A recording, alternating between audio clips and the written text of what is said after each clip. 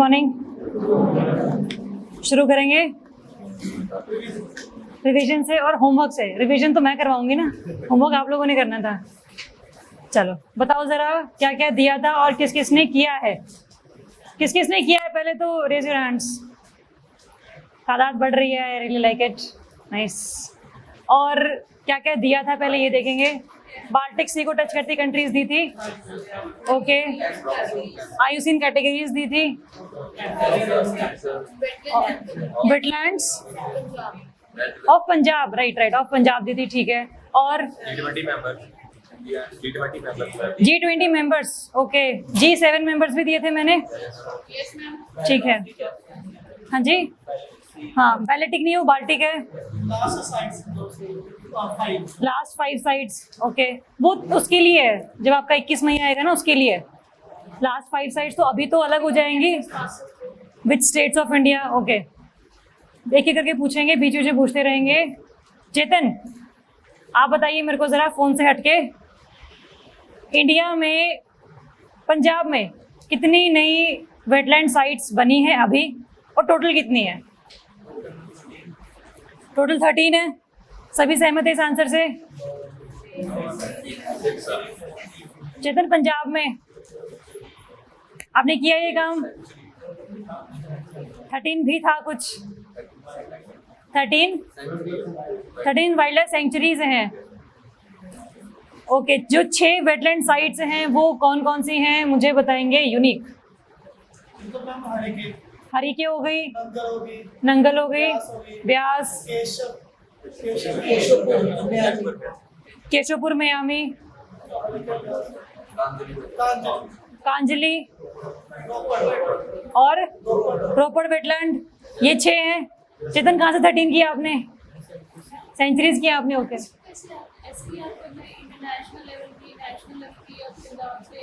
आप लोग पंजाब का एग्जाम दे रहे इसलिए मैंने पंजाब बोला आप लोगों को। अगर आप हरियाणा दे रहे तो मैं आप हरियाणा बोलते।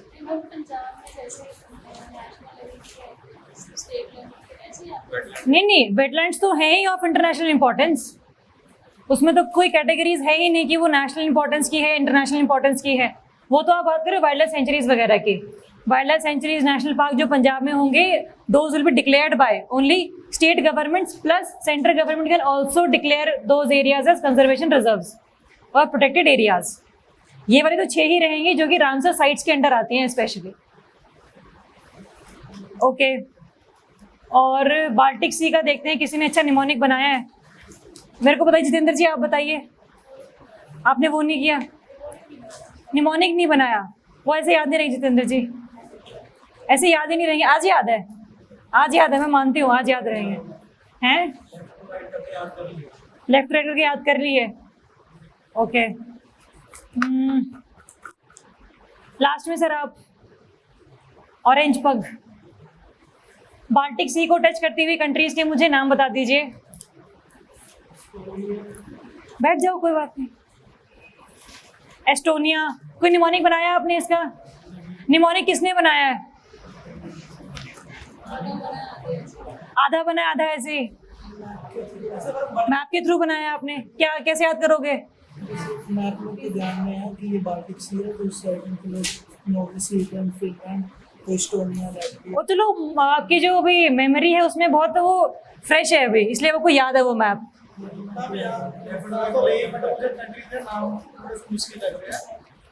किसी ने बनाया निमोनिक? बनाया, आप बताइए। जर्मनी, सेल, Poland and Finland. R for Russia, U silent, T for Denmark, T silent. Silent जुड़ने मत करो इसमें, तुम साइलेंट यू से यूक्रेन याद आ जाएगा। साइलेंट दो, ये rude R U D U T silent. U से यूक्रेन याद आएगा, देखना मैं बता रही हूँ, यू से यूक्रेन याद आएगा। हैं मैप देख के तो मैप तो होगा ना पेपर में बैठ के। ये आपको लगता है, आपको लगता है? आपका नाम क्या है? निमोनिक याद रहेंगे? क्यों नहीं याद रहेंगे? ब्लैक सी का कल क्या किया था हम लोगों ने? टी बर्गर याद किया था। जिंदगी भर याद रहेगा वो आप लोगों को। कैस्पेन सी मैंने आप लोगों को दिया था। कैस्पेन से क्या बनाया आपने? तारीख। टी से क्या है यूनिक उसमें? ताजिकिस्तान है या तुर्कमेनिस्तान है? That's the question. तुर्कमेनिस्तान है, ध्यान रखेंगे।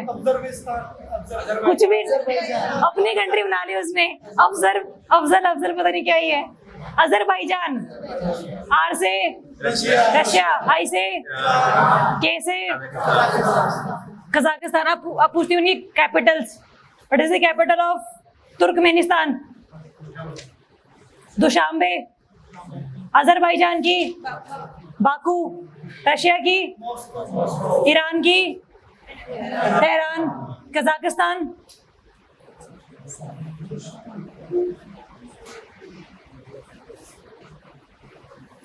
ये न्यूज में थी क्योंकि इसका नाम चेंज हुआ है। नूर सुल्तान, पहले क्या थी? हाँ जी, नहीं पहले अस्ताना थी, अब नूर सुल्तान कर दी है। वही है, अभी वही है, नूर सुल्तान ही है अभी।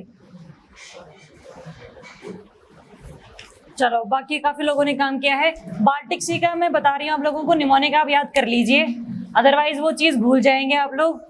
और ये मैं अभी के लिए नहीं कह रही हूँ, आपको 1 महीने बाद के लिए कह रही हूँ, क्योंकि इस 1 महीने में सिर्फ आप बाल्टिक सी ही रोज नहीं पढ़ोगे। ब्लैक सी भी आएगा, नॉर्थ सी भी आएगा, मैं आपको स्ट्रेट्स भी याद करवाऊंगी ज्योग्राफी में। 1000 चीजें होंगी, वो नहीं याद रहती। जो मैंने बनाया मैं आपको बता देती हूँ, अगर आपको अच्छा लगे वो कर लेना आप लोग, ठीक है? जैसा भी होगा याद कर लेना। इसका है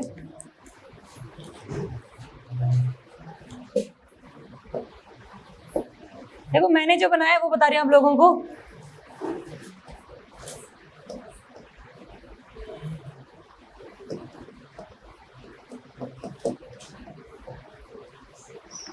डेल के लैपटॉप में जीपीएस का होना is our fundamental right. FR total है आपकी 9 कंट्रीज।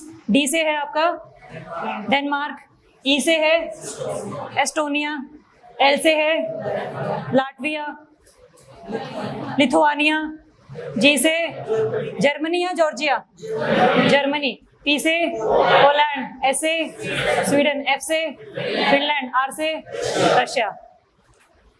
और ये ऐसे ही याद रहेंगे, निमोनिक के थ्रू ही याद रहेंगे, इसका और कोई ऑप्शन नहीं है।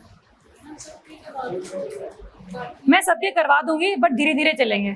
अभी तक हम लोगों ने कैस्पियन, ब्लैक और बाल्टिक किया है, अभी और 25 दिन पड़े हैं हमारे पास, 20 दिन पड़े हैं हमारे पास, धीरे धीरे करते रहेंगे उन्हें भी। हाँ जी, क्या G20 का सब मैं ही बता दूं? आप बता दोगे? G20 का क्या बनाया आपने? निमोनिक नहीं बनाया? निमोनिक बना लो। मुझे पता है कि आप लोगों को खुद के ऊपर विश्वास है कि आप लोगों को वहां पर याद आ जाएगा, बट खुदा ना खास्ता अगर नहीं याद आता है तो कुछ ना कुछ तो होना चाहिए पेपर में अपने आप को गिल्ट फ्री करने के लिए। ऐसा ना हो कि याद किया भी था और अब श्योर नहीं है कि था या कि नहीं था। जैसे तारीख जो है अपना कैस्पियन से, उसमें टी से ताजिकिस्तान है, तुर्कमेनिस्तान है, बहुत बार कंफ्यूजन होती है उसमें। आप लोगों ने SCO कंट्रीज करी हैं? SCO क्या है? Shanghai cooperation organisation. उसमें कितनी कंट्रीज हैं? 9 हो गई हैं। अच्छा, 9 है, 7 है, 8 है। लिखो, होमवर्क लिखो। Countries of SCO, Shanghai cooperation organisation.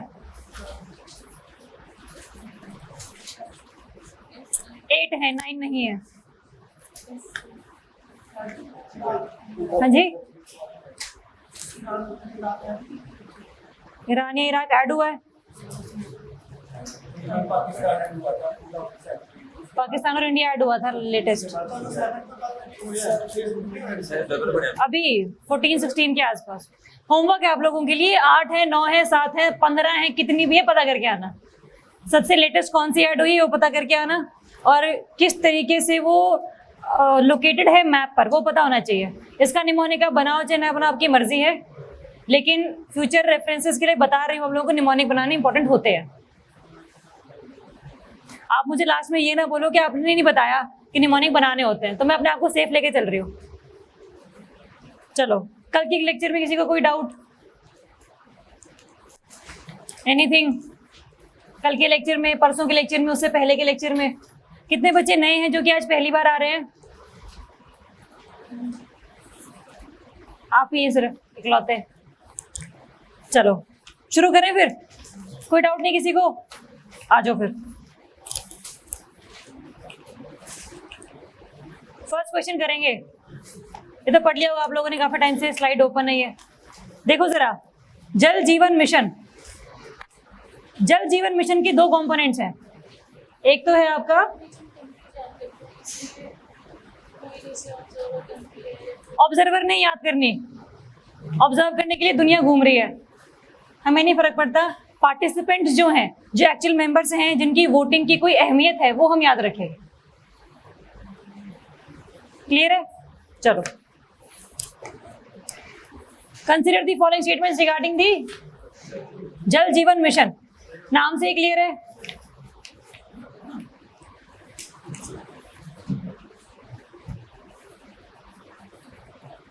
First देखो, ministry of Jal Shakti is the nodal agency of the scheme, सही बात है, ओके।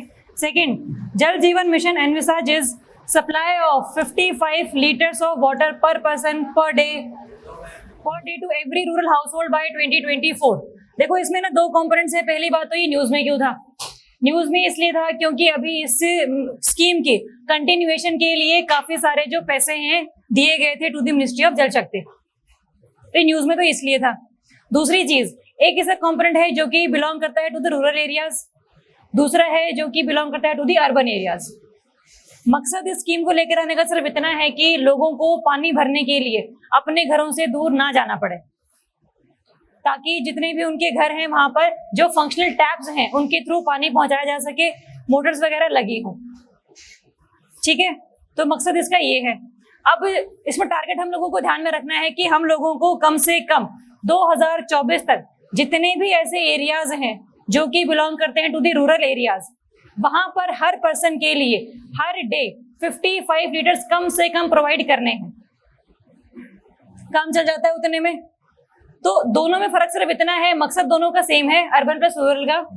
डिफरेंस सिर्फ फंडिंग में आता है। अब देखो जो सैनिटेशन है ये कौन से लिस्ट में आता है हमारे? स्टेट, सेंटर और कॉन्करेंट।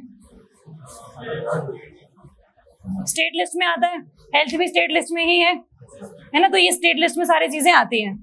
लेकिन फिर भी कहीं ना कहीं सेंट्रल गवर्नमेंट की रिस्पॉन्सिबिलिटी बनती है कि सभी लोगों को फ्रेश वाटर, ड्रिंकिंग वाटर के लिए और ड्रिंकिंग पर्पसेस के लिए और सभी पर्पसेस के लिए प्रोवाइड करवाया जाए। तो फंडिंग में यहाँ पर हम याद रखेंगे that is the centrally sponsored scheme, not central sector scheme. पहली चीज तो ये। अब डिपेंड करता है कौन से आप स्टेट में रह रहे हैं। स्टेट हो सकता है आपका नॉर्थ ईस्ट वाला भी, स्टेट हो सकता है आपका ये सेंट्रल इंडिया वाला भी, आपके हिली स्टेट्स भी हो सकते हैं, यूटीज भी हो सकते हैं।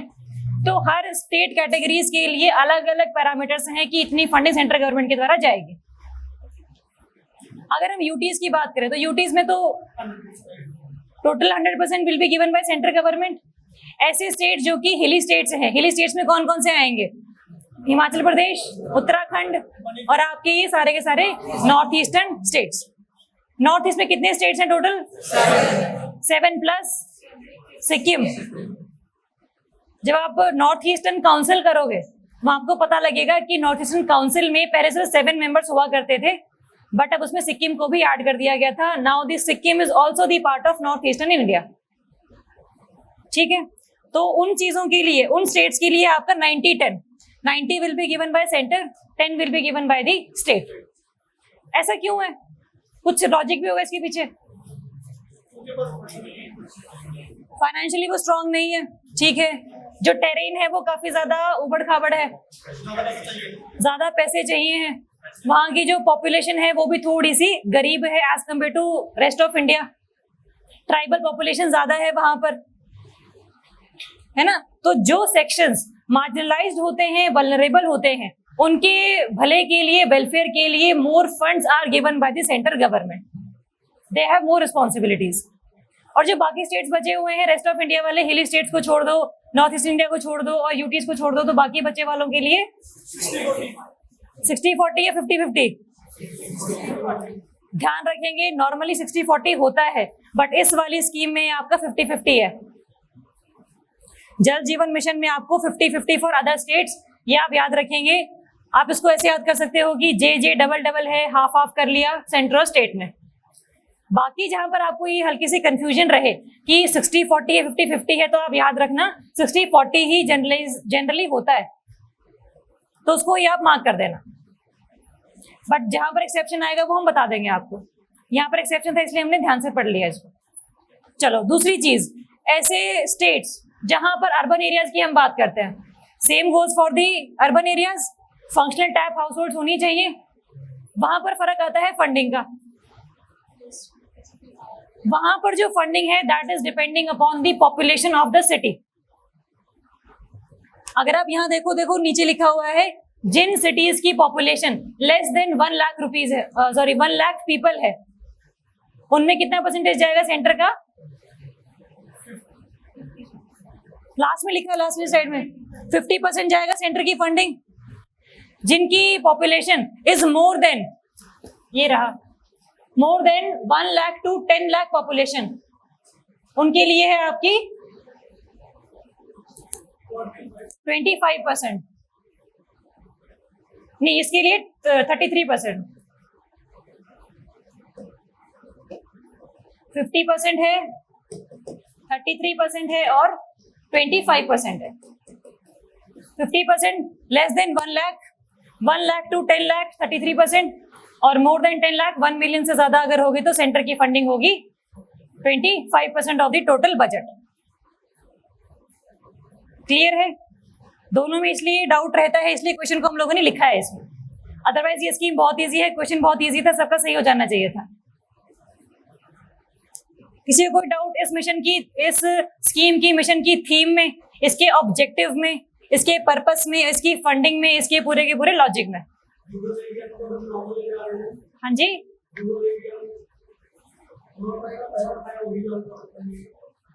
रूरल एरियाज में क्या है फंडिंग? सिटीज का तो हो गया, रूरल एरियाज में तो वही हो गया ना आपका 50-50 सभी रूरल एरियाज के लिए। पॉपुलेशन का कोई क्राइटेरिया ही नहीं है उसमें। थीम मतलब कहने का मकसद है कि क्यों लेकर आई गई थी ये स्कीम, कि लोगों को पानी भरने के लिए बहुत दूर तक ना जाना पड़े, टाइम वेस्ट ना हो, साथ में जो हैरेसमेंट है वो भी ना हो। क्लियर है सभी को? चले आगे। ये स्कीम लॉन्च कब की गई थी? ईयर हम ध्यान रखेंगे 2019।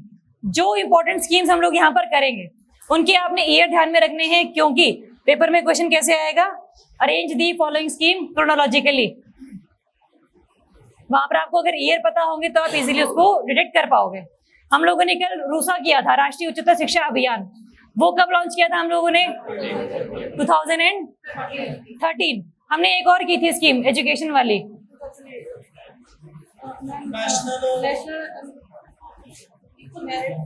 National means cum merit scholarship scheme.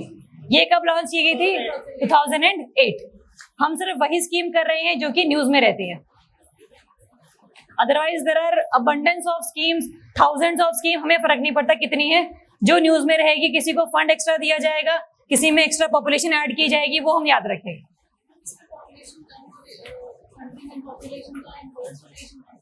Inverse relation आप बोल सकते हो, क्योंकि सेंटर की रिस्पॉन्सिबिलिटी मेनली है नहीं ना सैनिटेशन में, हेल्थ में। That's the responsibility of most state government.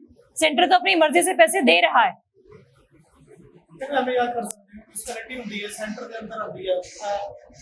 हाँ, जैसे मर्जी याद कर लो, वो कोई दिक्कत नहीं है, बट कहने का मकसद ये है कि सेंटर सिर्फ आपके ऊपर एहसान कर रहा है पैसे देकर, बिकॉज वो उसकी लिस्ट में नहीं आता है। अगर 25% भी दे रहा है for the population of having more than 10 lakh, तो वो उसकी गनीमत है, वो उसकी रिस्पॉन्सिबिलिटी नहीं है, वो उसका बेसिकली ड्यूटी समझ के वो कर रहा है वेलफेयरिज्म के थ्रू। क्लैरिटी है सभी को स्कीम की? आ जाओ नेक्स्ट करेंगे फिर Lucy mission. Lucy mission news में था क्योंकि अभी रिसेंटली ही एक ऐसा एस्टेरॉयड जो कि एस्टेरॉयड बेल्ट में पाया जाता है, वो किसी स्टार के आगे से गुजरा और एस्ट्रोलॉजर्स उसको देख रहे थे, एस्ट्रोनॉमर्स उसको देख रहे थे।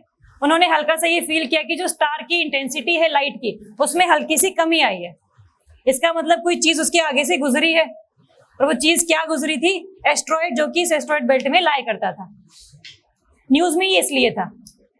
उस एस्ट्रॉइड का नाम क्या था जो कि किसी स्टार के आगे से गुजरा? यूरीबेट्स, EURYBATES। न्यूज में तो वो इसलिए था। बट अब क्वेश्चन आता है, what is the Lucy mission? पहली बात, पहला option, it is a joint programme of NASA and ISRO. सिर्फ नासा का है। दूसरी चीज, it is a solar powered mission. Yes, it is solar power mission. Third, the mission is to explore the Jupiter Trojan asteroids. Yes, okay. अब question आता है, कौन मुझे बताएगा what do you mean by the Trojan asteroids? एक हो गया normal asteroid, Trojan लगाने की क्या जरूरत थी फिर उसके आगे? जो नहीं पता है हमें। ट्रोजन हॉर्स का नाम सुना है? क्या होता है? वायरस कंप्यूटर्स में। ऐसे ही ट्रोजन एस्ट्रॉइड्स हैं। क्या मतलब है दोनों का? सिंपल एस्ट्रॉइड क्या होता है और नॉर्मल ट्रोजन एस्ट्रॉइड क्या होता है? एस्ट्रॉइड बेल्ट आप लोगों को पता है between Mars and Jupiter. Jupiter की ग्रेविटी सबसे ज्यादा है पूरे के पूरे सोलर सिस्टम में, इसीलिए जो एस्ट्रॉइड वाली बेल्ट है वो इसी की तरफ चारों तरफ घूमती रहती है। कुछ एस्ट्रॉइड्स ऐसे हैं, देखो आप ये पिक्चर देखो, इस वाले में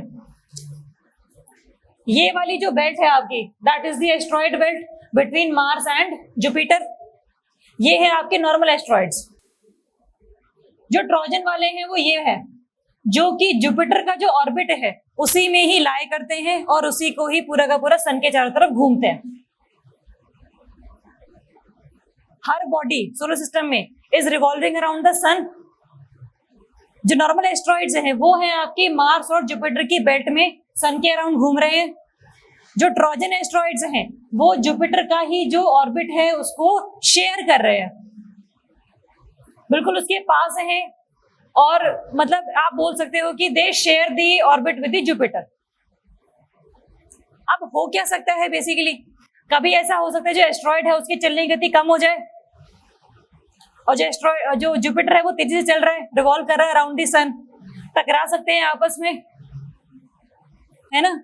इसीलिए ये सब पता करने के लिए किस ऑर्बिट की, किस एस्ट्रॉइड की जो स्पीड है वो कितनी है, जुपिटर की स्पीड एवरेजली कितनी निकलती है, ये सब पता करने के लिए भेजा गया है नासा के द्वारा लूसी मिशन।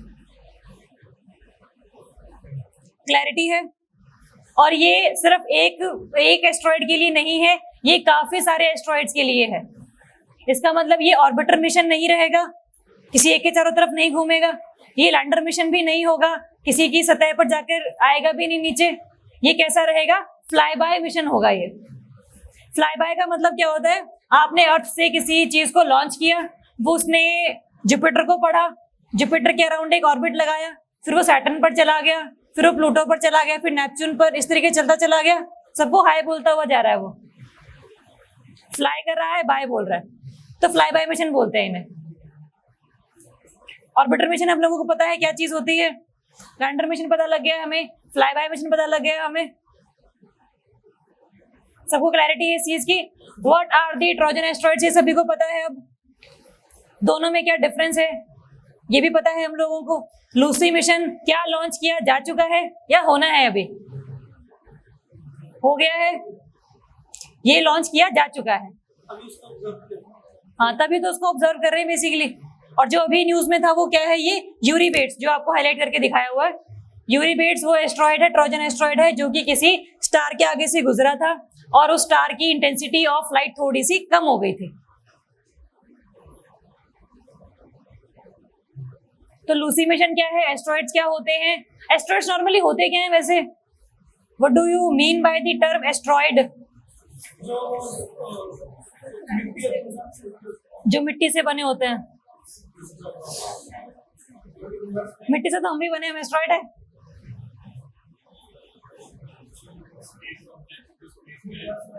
स्पेस ऑब्जेक्ट जो कि रैंडमली मूव करते हैं, रैंडमली मूव करते हैं वो, अदर देन दी प्लैनेट्स। हाँ जी,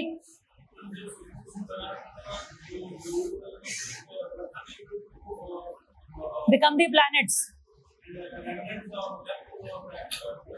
रेमिनेंट्स ऑफ प्लैनेट्स। जुपिटर तो बन गया, अर्थ बन गया, मार्स बन गया, बट वो रॉकी बॉडीज, ये रॉकी बॉडीज हैं, मिट्टी नहीं है इनमें, रॉकी बॉडीज हैं, आइस नहीं है इनमें, वो रॉकी बॉडीज जो कि प्लैनेट बनते बनते रह गए because of any criteria, because of any condition, है ना, उनको हम कहते हैं एस्ट्रॉइड्स।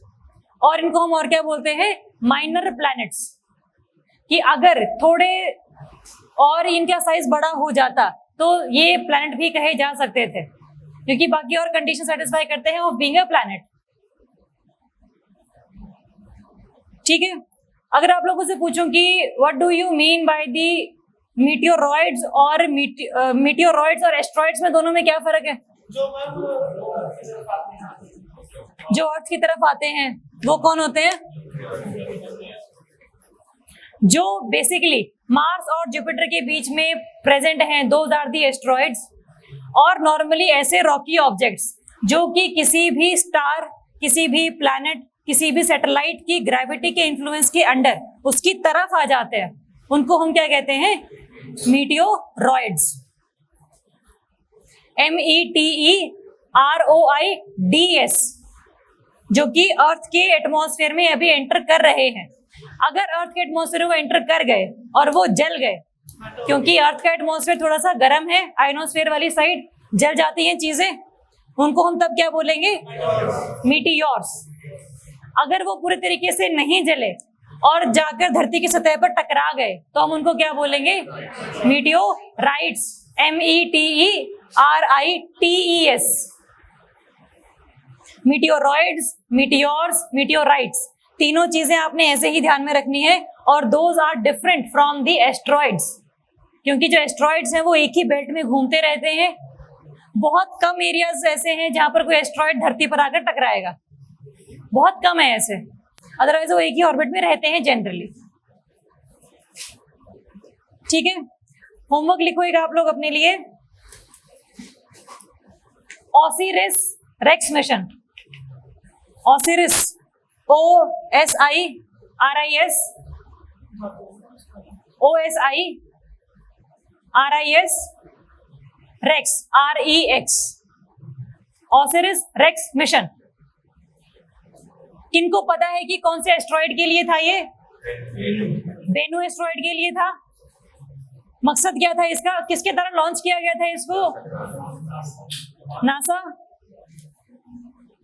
किसी ने सही बोला यहां से? जापान।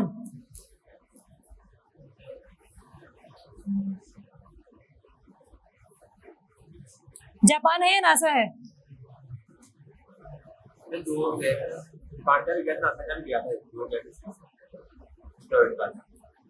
आई थिंक बेनू वाला नासा का है, जापान वाला जाक्सा का भी है। उसमें जो वो इतोकावा एस्ट्रॉइड पर गए थे, वो हम करेंगे साइंस एंड टेक में। ओसिरिस रेक्स जो है वो नासा का है, बेनू एस्ट्रॉइड के लिए। वहां से पहले वो गया, लैंड किया, मिट्टी उठाई, दोबारा धरती पर आया, तो वो सारा जो प्रोसीजर है उसने फॉलो किया। चलो ओके, तो लूसी मिशन अपने को क्लियर है। आ जाओ, नेक्स्ट हम करेंगे 2 साइंस मिशंस। एक का नाम है MUSE, multi-slit solar explorer and helio swarm. ये 2 मिशन है। पूछा गया है कि किसने इसको लॉन्च किया है।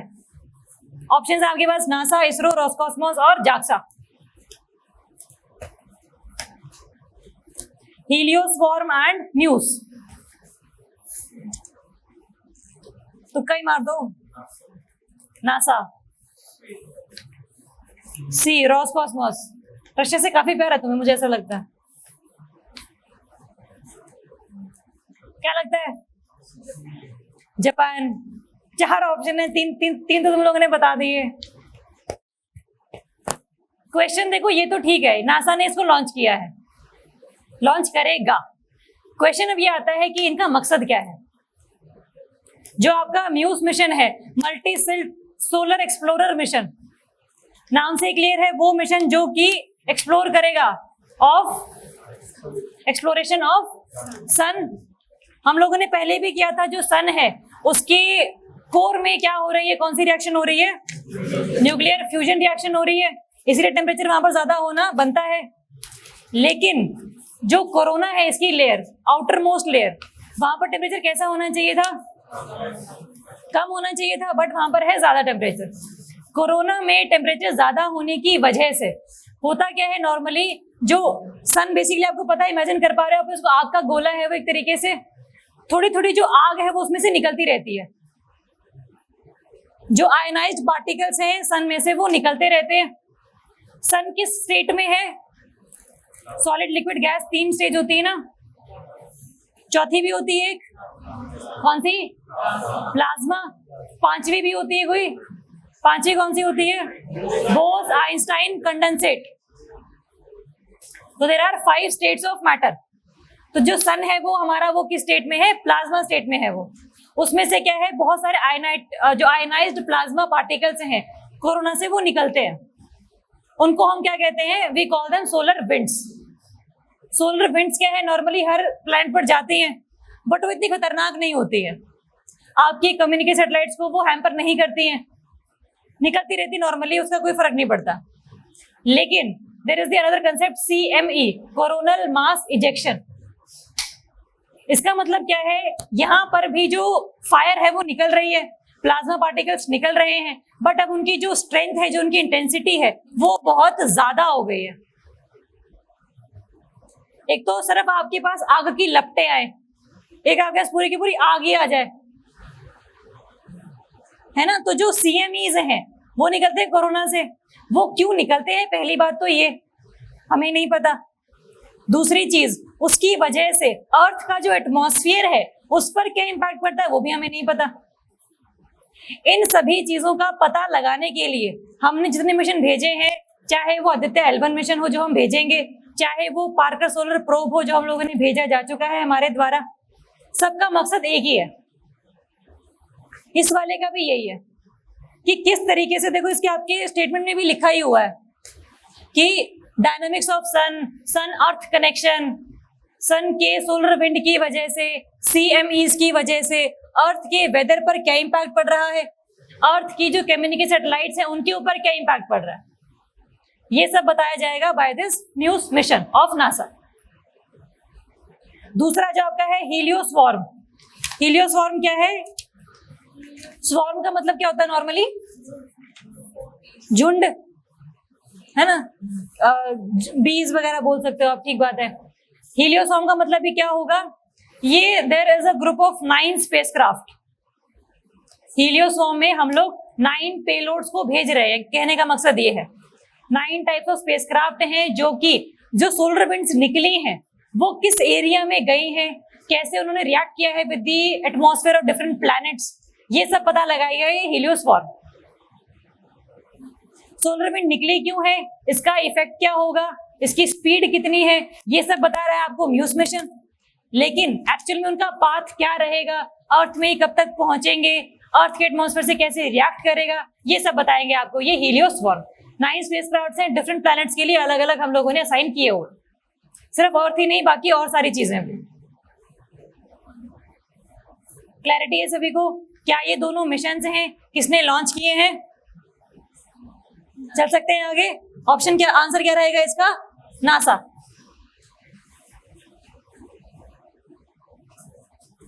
चलें नेक्स्ट, चलो। Consider the following statements regarding EOS-04 earth observation satellite 04। 04 है, इसका मतलब पहले 3 जा चुकी होंगी, 1 2 3 एंड नाउ 4। रिसेंटली न्यूज में था EOS-03, वो फेल हो गई थी, उसको हम लोग सक्सेसफुली प्लेस नहीं कर पाए थे ऑर्बिट में, ठीक है। बट अब क्वेश्चन आता है आपका EOS-04, नाम से ही क्लियर है, this satellite is the earth observation satellite. इसका मतलब ये अर्थ को ऑब्जर्व करेगी, कौन सा एरिया पहले कैसा था, क्या वहां पर पहले फॉरेस्ट था, क्या वहां पर पहले रिवर थी, क्या वहां पर एग्रीकल्चर किया जाता था।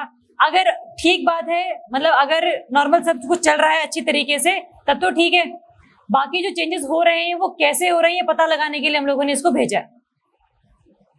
क्या ये इंडिया की इकलौती सैटेलाइट है जो कि अर्थ को ऑब्जर्व करती है?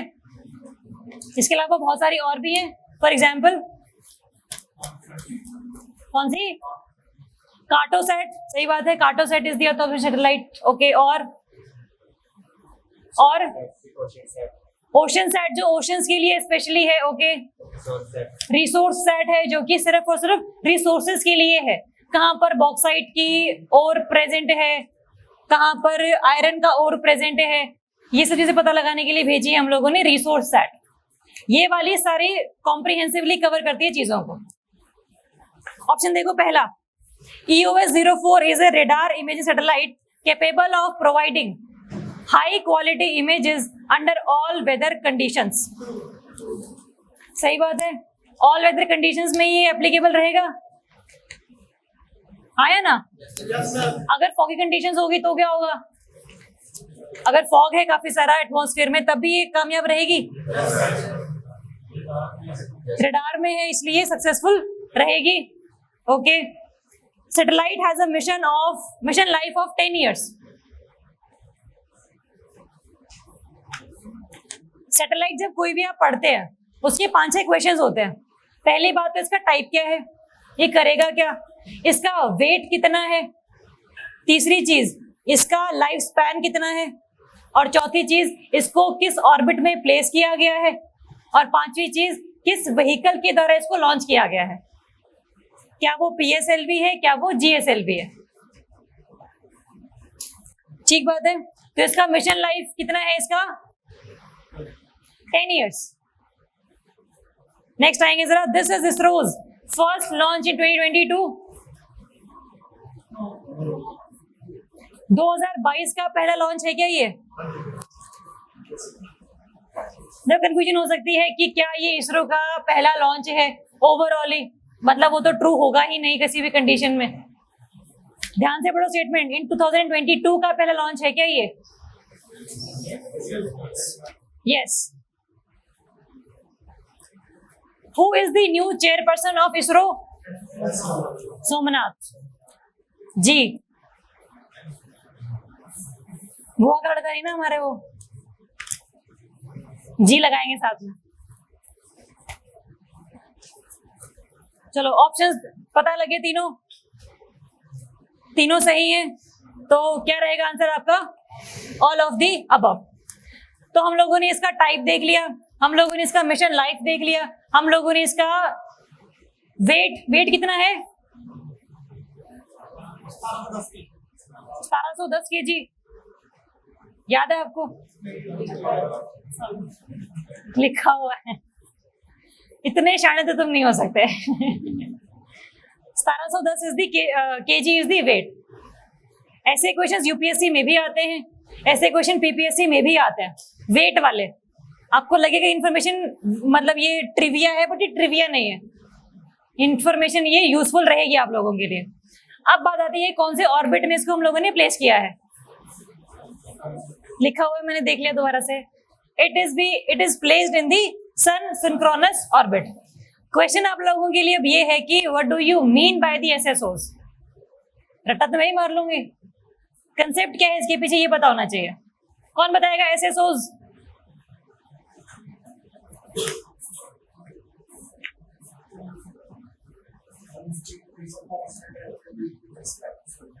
With respect to sun, with respect to sun जिस ऑर्बिट की जो लोकेशन है वो फिक्स रहेगी।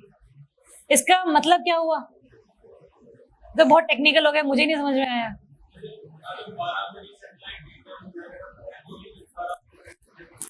हाँ बिल्कुल,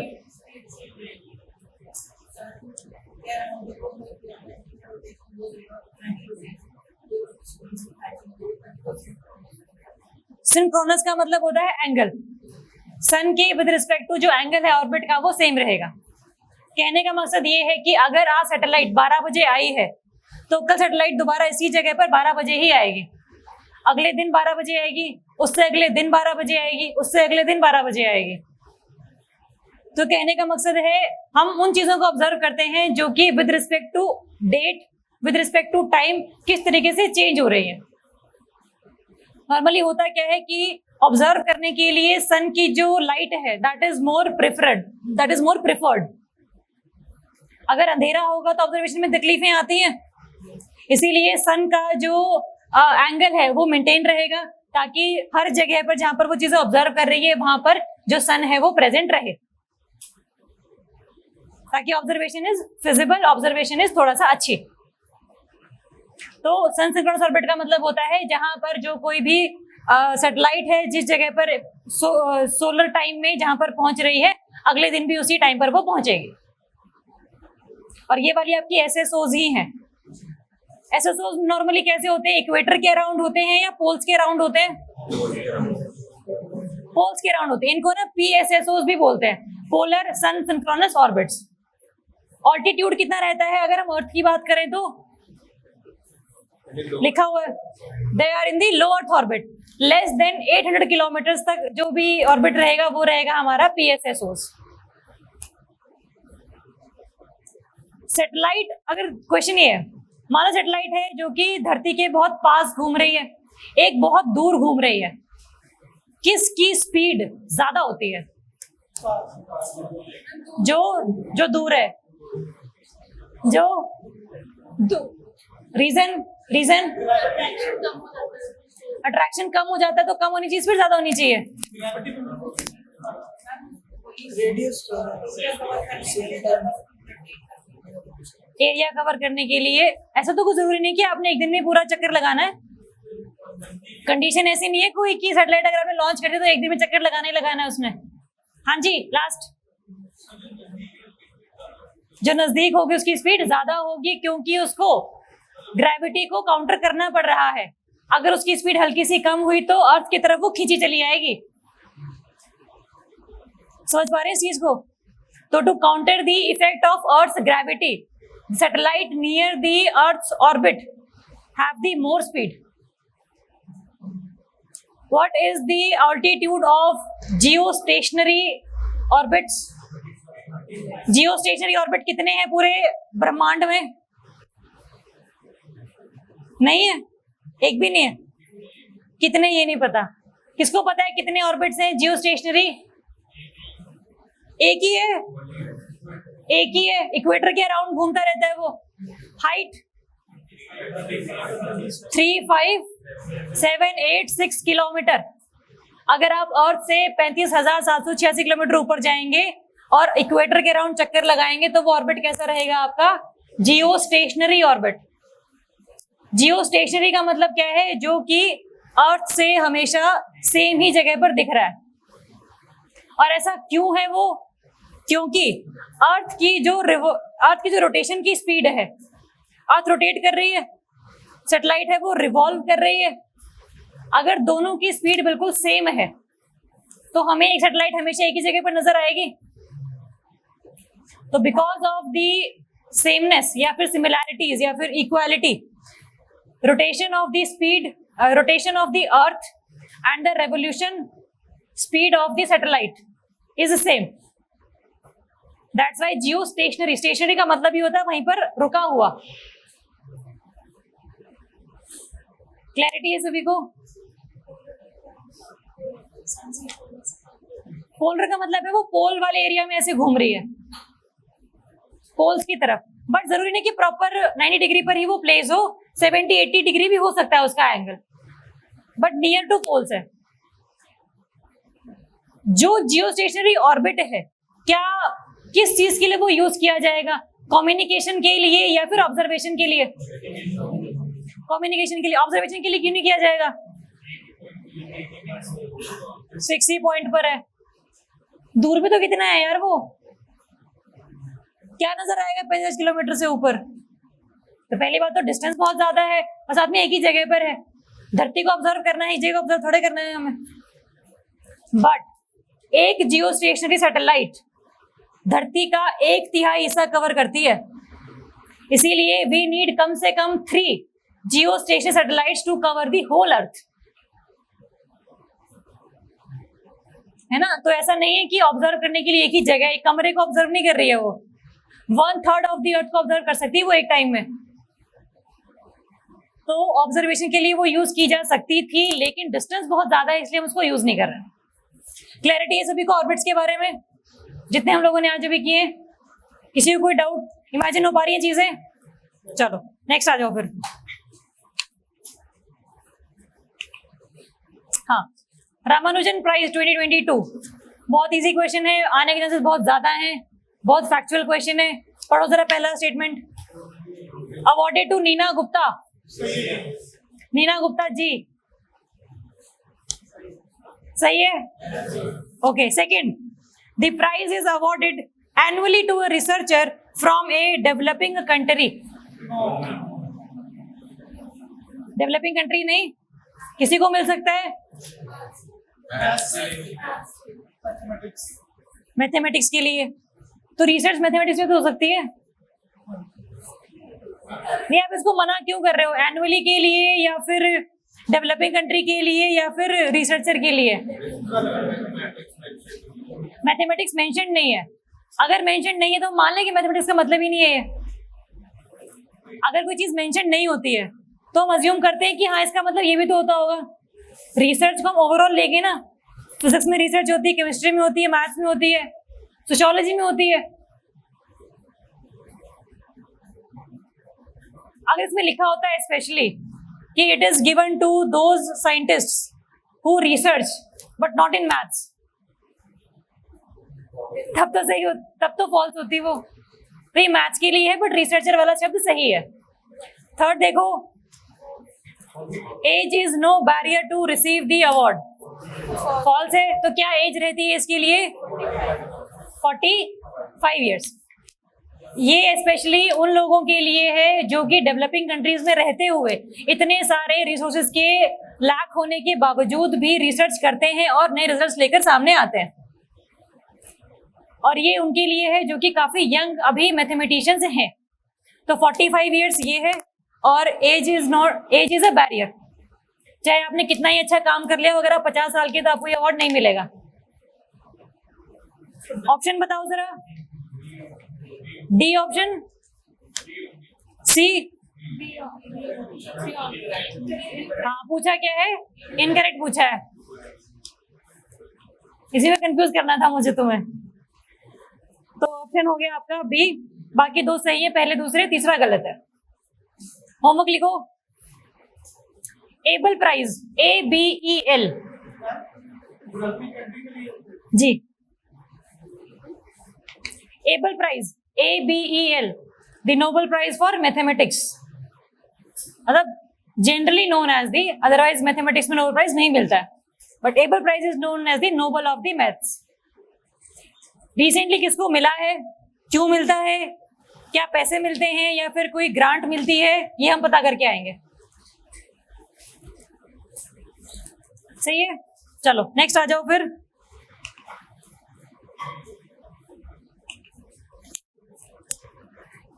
इंडियाज न्यूट्रिनो ऑब्जर्वेटरी। पहली बात तो what do you mean by the neutrinos? क्या कोई फर्क है न्यूट्रॉन्स में और न्यूट्रिनोज में? यस, क्या फर्क है? Neutron is neutral, okay. Neutrino और न्यूट्रॉन इज पता नहीं, पॉजिटिव। न्यूट्रॉन तो नाम ही न्यूट्रॉन है, न्यूट्रल है वो जी।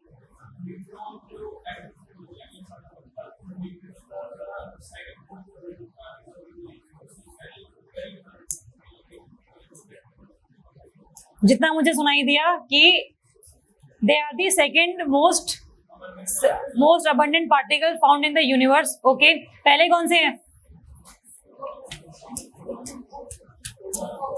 Proton, photons. वो लाइट की तरफ इशारा कर रहा है, फोटोन बहन। Photons are the light particles basically. तो सन की एनर्जी काफी ज्यादा है हमारे अर्थ पे, तो photons are the most abundant particles. उसके बाद आते हैं न्यूट्रिनोज। न्यूट्रॉन भी आपके न्यूट्रल है, कोई चार्ज नहीं है उनमें। न्यूट्रिनोज में भी कोई चार्ज नहीं है। क्या उनका मास होता है न्यूट्रिनोज का? क्या वो बिल्कुल मासलेस है? वेरी वेरी वेरी, इतना भी तो बहुत ज्यादा हो गया उनके लिए। Very very very small size, very small mass, sorry. बिल्कुल आप कह लो कि मासलेस, ऑलमोस्ट मासलेस है ये, बट पूरी तरीके से मासलेस नहीं है।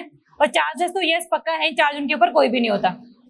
ये ऐसे पार्टिकल्स हैं जो कि सन से निकलते हैं, ऐसे पार्टिकल्स हैं जो कि ब्लैक होल के मर्जर से निकलते हैं, ये ऐसे पार्टिकल्स हैं जो कि हर स्टार से निकलते हैं और ये अर्थ पर बहुत ज्यादा फैले हुए हैं। न्यूट्रिनोज इतने सारे हैं कि 1 सेकंड में आपकी बॉडी से बहुत सारे जो न्यूट्रिनोज है वो पास कर रहे हैं, लेकिन क्योंकि वो आपकी बॉडी में किसी भी सेल से, किसी भी टिश्यू से इंटरेक्ट नहीं कर पाते हैं, इसीलिए हम उनको डिटेक्ट नहीं कर पाते हैं। कोई चीज इंटरेक्ट करेगी तभी तो उसका पता लगाएंगे क्या चीज है एक्चुअल में ये।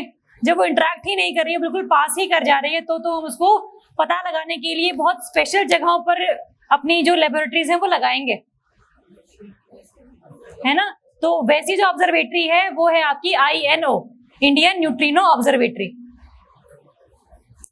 क्योंकि ये इंटरेक्टिव पार्टिकल्स नहीं है, क्योंकि ये चार्ज पार्टिकल्स नहीं है, इनका जो मास है वो बहुत ही ज्यादा कम है, इसीलिए इनको स्पेशल लोकेशंस चाहिए है फॉर दी स्टडी पर्पसेस।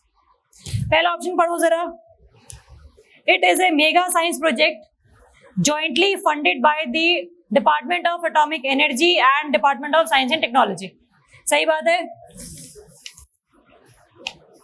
आया ना। Second, it will be constructed Pottipuram in Bodhi west hills of Theni district of Tamil Nadu. 3 जगह बता दी है इसमें। हाँ जी, तमिलनाडु भी है, 4 है। तमिलनाडु में डिस्ट्रिक्ट है थेनी, वहां पर है आपका बोडी वेस्ट हिल्स, उसकी जगह पर इसको हम बनाएंगे। अंडरग्राउंड ऑब्जर्वेटरी रहेगी ये, जहां पर कोई भी डिस्टरबेंस क्रिएट नहीं की जाएगी किसी भी तरीके की, ताकि जो न्यूट्रिनोज कहीं से भी आ रहे हैं उनका हम पता लगा सके कहां से आ रहे हैं, उनका मकसद क्या है। क्योंकि जो चीज जहां से आती है उसकी कैरेक्टरिस्टिक्स अपने वो साथ लेकर आती है। आप भी जहां से आए हो अपना कल्चर साथ में लेकर आए हो, सबका एक्सेंट अलग अलग हो सकता है ना। वैसे ही कोई भी रेडिएशन, कोई भी पार्टिकल जहां से आएगा वो क्या चीज थी उसका पता लेकर आएगा अपने साथ। इसीलिए अगर मैंने ब्लैक होल से निकलने न्यूट्रिनोज को स्टडी कर लिया तो मैंने क्या स्टडी कर लिया, ब्लैक होल्स। तो we want to study the black holes, इसीलिए we want to study the neutrinos. Clarity है, कहां पर है ये हमें लोकेशन पता होनी चाहिए, और साथ में इसका मकसद क्या है, न्यूट्रिनोज एक्चुअल में होते क्या है, how they are different from neutrons, ये सब पता होना चाहिए हमें। ठीक है, चलो क्या ये बन चुकी है या इसमें प्रोटेस्ट चल रहा है अभी लोगों का? प्रोटेस्ट चल रहा है अभी। जो वहां के लोग हैं वो लगाने नहीं दे रहे हैं, क्योंकि उनको ये लगता है कि न्यूट्रिनोज आर बेसिकली रेडिएशंस, और रेडिएशंस की वजह से जैसे मैरी क्यूरी की डेथ हुई थी वैसे ही वहां पर लोगों को रेडिएशंस का खतरा बना रह सकता है। वाटर में वो रेडिएशंस जा सकती हैं, ह्यूमंस में एंटर कर सकती हैं, इसीलिए इस पूरे के पूरे फिनोमेना की वजह से it is not being established yet. ठीक है, चलो नेक्स्ट आ जाओ जरा, कि ब्लैक होल किस चीज से बने, ब्लैक होल कैसे मर्ज हुए हैं, उनका साइज कितना है, कितने वो मास में ज्यादा बड़े हैं, ये सब कुछ स्टार से जो निकलेगा। मान लो सन है, वहां से न्यूट्रिनोज निकल रहे हैं, तो अगर हमने वहां से निकले न्यूट्रिनोज को स्टडी कर लिया तो हमने पता लगा ले सन किस चीज का बना हुआ है, क्योंकि सन हमें पता है कि एक्चुअल में हाइड्रोजन से बना हुआ है, हीलियम बन रही है फ्यूजन रिएक्शन से, इतना ही पता है बस हमें। लेकिन we know just the 5% of the sun and we know 0.1% of the universe, तो हमें 99.9 और स्टडी करना है, इसके लिए हम लोग ये सब चीजें कर रहे हैं। ठीक है, next, NATO, North Atlantic Treaty Organisation, बहुत न्यूज में है, बहुत ज्यादा चांसेस है पेपर में इसके आने के। पढ़ो जरा पहली statement, Ukraine is the member country of NATO. अगर होता तो पंगे ही क्यों होते इतने सारे, है ना, तो सीधा ही ऑप्शन निकल जाता है ये तो, Ukraine is not the member of NATO. लेकिन अब क्वेश्चन ये है कि टोटल मेंबर हैं कितने नाटो के, 20 या 30? 29 है, 28 + 2 था तो 30 हो गया, यूनिक हो, टोटल 30 है। Who is the latest member country of NATO? North Macedonia, exact. आ जाओ second option, it was established by Washington treaty 1949। सही बात है, ईयर पता होना चाहिए, ट्रीटी का नाम पता होना चाहिए। ओके, रिवीजन का time, what is the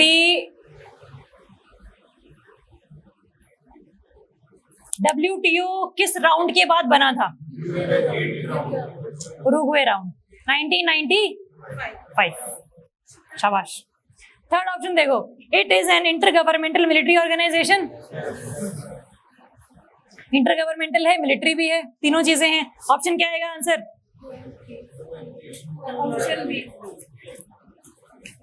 2 and 3 correct पूछा ना क्योंकि हमसे, तो आंसर वुड बी बी। चलो बाकी ये मैप दिया हुआ है, इसमें हल्की सी नजर मार लेना इसके ऊपर। मेनली क्या होगा, आपका जो वेस्टर्न यूरोपियन कंट्रीज होंगे वो मेंबर होंगे नाटो के। वेस्टर्न यूरोपियन, जो ईस्ट यूरोपियन है यूक्रेन रशिया से लगते हुए, वो इसके मेंबर नहीं होंगे क्योंकि वो इंक्लूडेड थे रशिया वाले ऑर्गेनाइजेशन में, जिसका नाम क्या था? Warsaw Pact. Warsaw Pact is the, आप कह लो कि रशिया का counterpart of NATO, of Russia. USA का नाटो था, रशिया का वॉर्सो पैक्ट था। काइंड ऑफ मिलिट्री ऑर्गेनाइजेशन ही थी। They believe in the collective defence. Collective defence का मतलब क्या होता है? अगर 30 में से किसी भी कंट्री के ऊपर अटैक हुआ तो वो अटैक सभी कंट्रीज पर माना जाएगा और सभी हथियार लेकर खड़े हो जाएंगे। That's the definition of collective defence. ठीक है, चलें आगे। चलो ये मैप जरूर देख लेना प्लीज, इसको थोड़ा सा ध्यान रखना कंट्रीज वाइज। आपका नॉर्वे वाली जो साइड है वो भी इसके कुछ मेंबर्स हैं। हमें लगता है कि जो स्कैंडिनेवियन कंट्रीज हैं they are peaceful, they do not belong to any military organisation, ऐसा दिमाग में रहता है हमारे नॉर्मली। बट थोड़े बहुत कंट्रीज उसके मेंबर भी हैं नाटो के। कर लेंगे इसको याद। चलो जी, मिल तो जानी चाहिए, कल भी मिल जानी चाहिए थी, बट कोशिश रहेगी कि आज तो पक्का ही मिल जाएगी। पीडीएफ की बात कर रहे हैं। नाटो नहीं नहीं, यूक्रेन नहीं जाता भाई नाटो में, भूल जाओ। नेक्स्ट आ जाओ, आयुष्मान भारत डिजिटल मिशन। पहली statement, it will be implemented by national health authority. Second, 14 digits unique health IDs is the specific feature of the mission। जो आधार कार्ड है उसमें कितने डिजिट होते हैं? 16 आधार में होते हैं। 16 वाले कौन है ये? आधार नंबर याद है आप लोगों को अपना? आपको याद है? शाबाश, आपको याद है? 12 होते हैं। ऐसे ऐसे क्वेश्चन ना, ऐसी अवेयरनेस से ठीक हो जाते हैं कई बार। पेपर में क्वेश्चन आता है पैन नंबर जो है, क्या उसमें सिर्फ अल्फाबेट्स होते हैं? अल्फाबेट्स प्लस न्यूमेरिक भी होता है उसमें। तो ऐसे ऐसे क्वेश्चन भी आए हुए हैं पहले, मैं इसलिए बता रही हूँ। That shows your general awareness regarding your routine life. आ जाओ, तो इसका आंसर क्या है मुझे बताओ जरा। C both of the above. अब बात आती है कि what do we mean by this mission, Ayushman Bharat digital mission. इसमें हम क्या करना चाह रहे हैं? We want to inculcate the we want to inculcate the positives of technology in the health care sector. हम क्या करेंगे, जितने भी डॉक्टर्स आपके पूरे एरिया में अवेलेबल हैं उनका एक रजिस्टर होगा हमारे पास। जितनी भी लैब्स रहेंगी आपके एरिया में उनका रजिस्टर रहेगा हमारे पास। दूसरी चीज, जितने भी आपके हेल्थ रिकॉर्ड्स होंगे, आपका कहीं से इलाज चल रहा है, आपने कोई रिपोर्ट करवाई है, उसमें क्या फाइंडिंग्स आई थी, आपने जब दोबारा रिपोर्ट कराई तब उसमें क्या वैल्यूज आई थी, वो सब चीजें जो है आपको अदरवाइज फिजिकली लेकर जानी पड़ी डॉक्टर के पास। अब क्या होगा, आपकी एक ये आपको नंबर मिल जाएगा, यूनिक हेल्थ आईडी बोलते हैं इसे। आपने हेल्थ आईडी लॉग इन किया, आपके जितने भी पर्सनल हेल्थ रिकॉर्ड्स हैं वो सारे के सारे आपके कंप्यूटर के सामने आ गए, ताकि जो झंझट है सारी सारी रिपोर्ट्स अपने हाथों में लेकर जाने वाली वो खत्म हो सके। ठीक बात है। तो इसमें कुछ फैक्टर्स हैं। एक तो यूनिक हेल्थ आईडीज रहेंगी, हर पर्सन के लिए अलग होगा। जैसे आधार कार्ड नंबर सबका अलग है, वैसे ही जो हेल्थ आईडीज है वो भी सबकी अलग रहेंगी। सेकेंड चीज, जो भी रेपोजिटरीज होंगी ऑफ दी प्रोफेशनल्स उनका भी रिकॉर्ड रहेगा, और कितने हॉस्पिटल्स हैं आपके आसपास उनका भी रजिस्टर बनेगा। That's the health facility registry, HFR. तो these are the components of the Ayushman Bharat digital mission. रहेगा याद. This is the part of Pradhan Mantri Jan Arogya Yojana. Ayushman Bharat जो है उसके दो कंपोनेंट्स हैं. मैं डिजिटल वाले की बात नहीं कर रही, अब मैं नॉर्मली बात कर रही हूँ आयुष्मान भारत वाले की. आयुष्मान भारत के दो कंपोनेंट्स हैं. सर आप बताइए मुझे कौन से दो कंपोनेंट्स हैं. मुझे नाम नहीं पता ना लोगों के. आप क्या कलर होता है ये? Peach colour, peach colour turban. Sir दो components of Ayushman Bharat mission. अब सुनो ध्यान से, बातें नहीं करेंगे. दो कंपोनेंट्स हैं. पहला कंपोनेंट है प्रधानमंत्री जन आरोग्य योजना. दूसरा कंपोनेंट है हेल्थ एंड वेलनेस सेंटर्स. कि पूरे देश में कम से कम 1500 सेंटर्स ऐसे खोले जाएंगे जहां पर आपको रिगार्डिंग एनी डिजीज सारी इंफॉर्मेशन दी जाएंगी. दूसरा है कंपोनेंट प्रधानमंत्री जन आरोग्य योजना, जो क्या है, जो बीपीएल फैमिलीज हैं, जो बीपीएल फैमिलीज हैं उनको हम एक साल में कम से कम 5 लाख रुपए का इंश्योरेंस देंगे for the secondary and tertiary sector. Secondary and tertiary disease का मतलब होता है विच रिक्वायर स्पेशलाइजेशन. सर्दी जुकाम comes under the primary health care, उसके लिए इंश्योरेंस नहीं है. इंश्योरेंस है सेकेंडरी के लिए, फॉर एग्जांपल टीबी का इलाज, फॉर एग्जांपल कैंसर का इलाज. टर्शरी में वो चीजें आ जाएंगी. टर्शरी में we require higher specialisation as compare to secondary. तो उसके लिए पर फैमिली हम लोग 5 लाख रुपए देंगे एक साल में फॉर द ट्रीटमेंट. अब क्या ये स्कीम न्यूज में थी? क्या इस स्कीम को सिर्फ और सिर्फ बीपीएल फैमिलीज के लिए रखा गया? सबके लिए ओपन कर दिया गया? सबके लिए ओपन कर दिया गया इसको. ये पिछले 3-4 दिन पहले न्यूज में था ये. तो now the criteria of the income limit has abolished. सही बात है. तो आपको पता होना चाहिए आयुष्मान भारत वैसे मिशन क्या है, उसका ही एक कंपोनेंट है डिजिटल वाला भी. तो 3 कंपोनेंट हो गए उसके. पहला जन आरोग्य योजना, दूसरा हेल्थ एंड वेलनेस सेंटर्स, और तीसरा आपका ये वाला आयुष्मान भारत डिजिटल मिशन. रहेंगे याद. तीनों का क्या मकसद है, क्या स्पेसिफिकेशंस हैं. चले आगे. चलो एक्सरसाइज धर्मा गार्जन. मुझे बता दो इसका प्लीज आंसर. सुख आ जाएगा मेरी जिंदगी में. जापान है, पक्की बात है. सही है, ओके. अब बताओ कि ये कौन सी है, लिखी तो नहीं हुई इसमें. आर्मी वाली है, एयरफोर्स है कि नेवी है? आर्मी वाली है. ये नेवी है.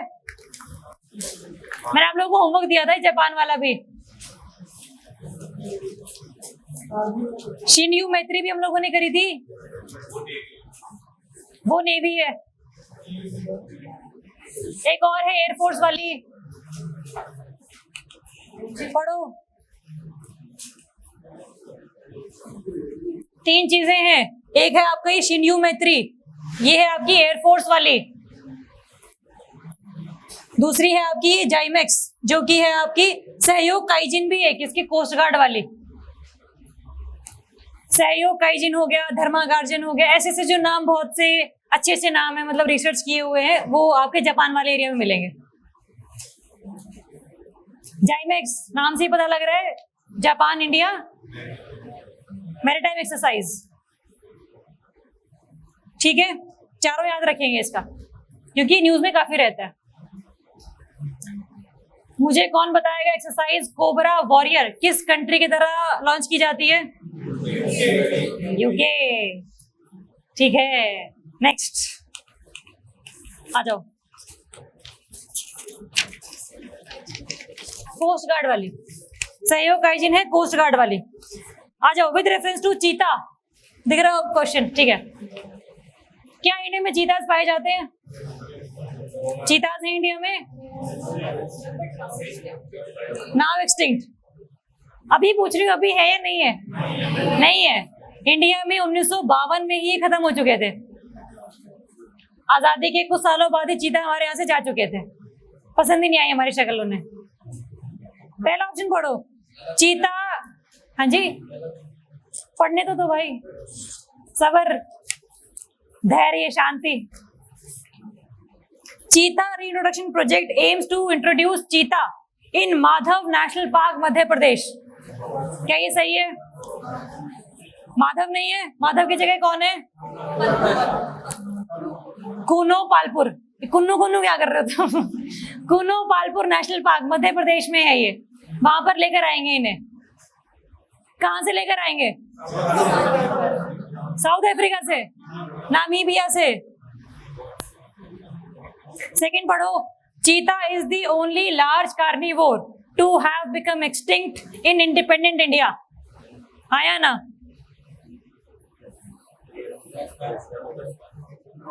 होगा क्या पता, वो ऐसे कर रहा, हाँ तो होगा क्या होगा उसमें? हाँ, it is the only carnivore जो कि इंडिया में एक्सटिंक्ट हुआ है। Third option, Asiatic cheetah is classified as critically endangered species by the IUCN red list which is basically in Iran only. क्या सही है? ठीक है, अब चलो तीनों सही है, ये पहला गलत है, दो सही है, तो क्या रहेगा इसका आंसर? 2 and 3। अब क्वेश्चन ये है कि देयर आर 2 वैरायटीज ऑफ चीता, एशियाटिक चीता और अफ्रीकन चीता। अफ्रीकन चीता कौन सी कैटेगरीज में है IUCN की रेड लिस्ट में? एंडेंजर्ड, वल्नरेबल, और भी 3-4 बता दो। किसमें है अफ्रीकन चीता? ये वाले तो है आपकी क्रिटिकली एंडेंजर्ड, मतलब ये खत्म तो हमारे साथ तो हो ही चुके हैं, बाकी और जगह से भी होने वाले हैं, तभी क्रिटिकली एंडेंजर्ड है ये। अफ्रीका में बहुत है लेकिन फिर भी कम है, तो वो कैटेगरी कौन सी होती है? वल्नरेबल वाली। The African cheetahs are in the vulnerable categories. अब मुझे बताओ, how many categories are there in the IUCN red list? 9। सबसे पहली not, लास्ट में आएगी वो। सबसे पहली बताओ, एक्सटिंक्ट। दूसरी extinct in wild, critically endangered, endangered, vulnerable, least near threatened, least concern, data deficient और नॉट इवैल्यूएटेड। पेपर में क्वेश्चन आता है, which of the following categories are not under the IUCN red list. एक IUCN की होती है, pink list भी होती है उसकी, वो भी हम करेंगे, एनवायरमेंट में करेंगे, उसको भी मैं नहीं करा रही। आ जाओ, चलो नेक्स्ट। हाँ जी, सेकंड ऑप्शन सही है। ये कहता है कि जब से हम आजाद हुए हैं तब से सिर्फ और सिर्फ चीता ही ऐसा स्पीशी है जो कि हमारे से एक्सटिंक्ट हुआ है। कार्निवोर होते हैं जो कि नॉन वेजिटेरियन होते हैं, नॉन वेजिटेरियन ही तो होते हैं। इतनी कॉन्फिडेंस इसने गर्दन हिलाई कि नहीं, पागल है क्या? इनको हम कहां से लेकर आएंगे? नामीबिया से लेकर आएंगे हम इन्हें, नामीबिया से। चलो आ जाओ नेक्स्ट। हाँ, COP26 ग्लासगो समिट। सीधा क्वेश्चन आता है, COP26 किस जगह पर हुई है? Glasgow, Scotland. पहले देखो स्टेटमेंट, इसमें क्या बोला गया है? India will fulfil 70% of its energy requirements from renewable sources by 2030।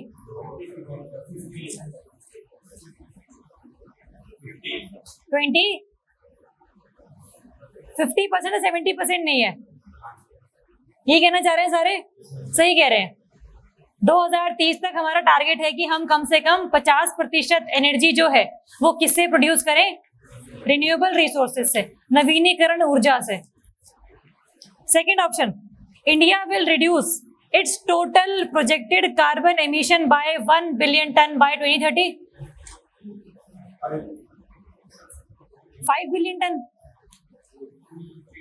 इतने लंबे टारगेट्स। 1 मिलियन है, 1 बिलियन नहीं है। MCQ करके जो शक आपके दिमाग में आता है ना,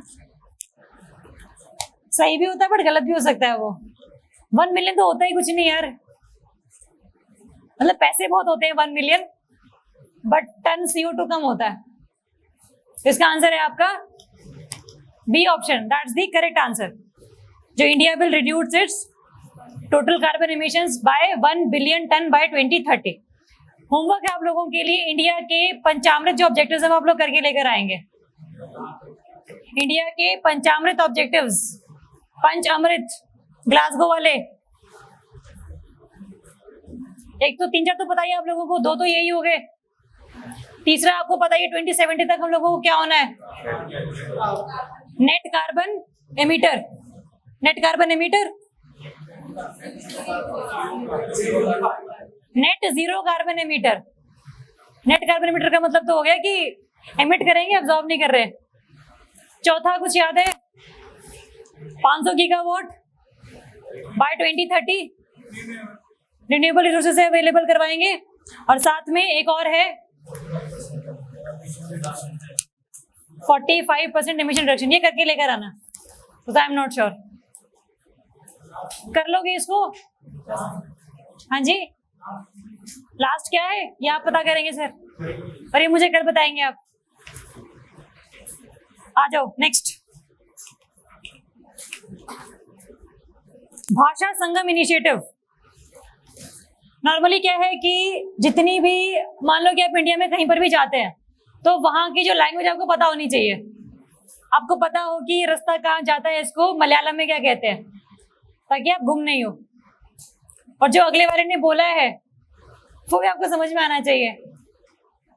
तो नॉर्मली इंडिया में जितनी भी लैंग्वेजेस हैं उनमें जो बेसिक सेंटेंसेस हैं वो आपको पता होने चाहिए। तो आप उसको सीख सकते हैं बाय दिस भाषा संगम ऐप।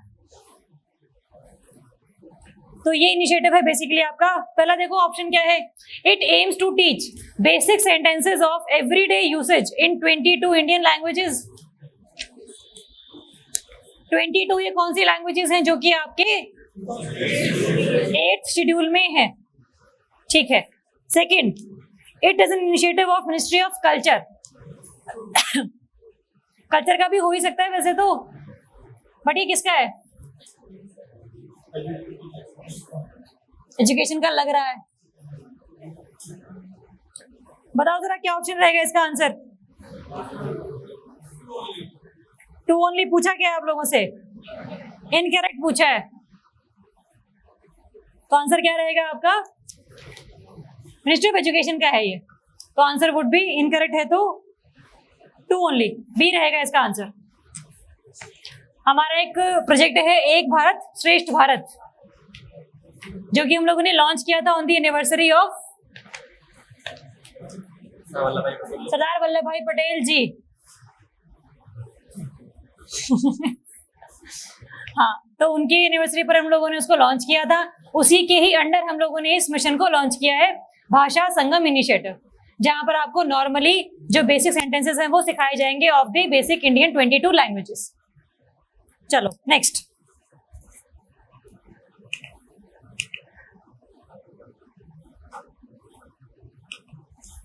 Consider the following. इनमें से कौन सा जो इंडेक्स है वो रिलीज किया जाता है bye the NITI Aayog? Composite water management index, sustainable developmental goal index, financial inclusion index. किसके द्वारा लॉन्च किया जाता है? आरबीआई के द्वारा। Fourth, India innovation index. सही, तो answer would be 1, 2 and 4, C answer. सभी सहमत है इस चीज से? नेक्स्ट आ जाओ, consider the following. Which of the above countries border the black C?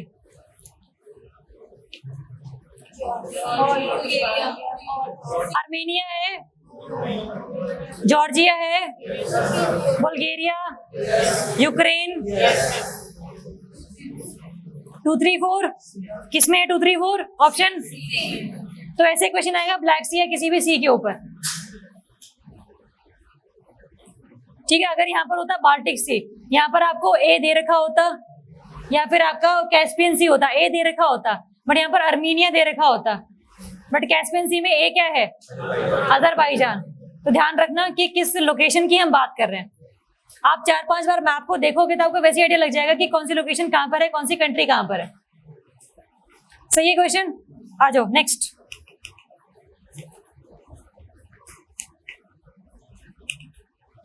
Bakhira Wildlife Sanctuary is located in which of the following states? UP. ये news में था इसलिए क्वेश्चन बनाया गया है इसका। क्यों न्यूज में है ये? बस that is the new Ramsar site, 49th site. 49th है, 48th है? 48th कौन सी है? खिजादिया। खिजादिया कहाँ पर है? Gujarat. 47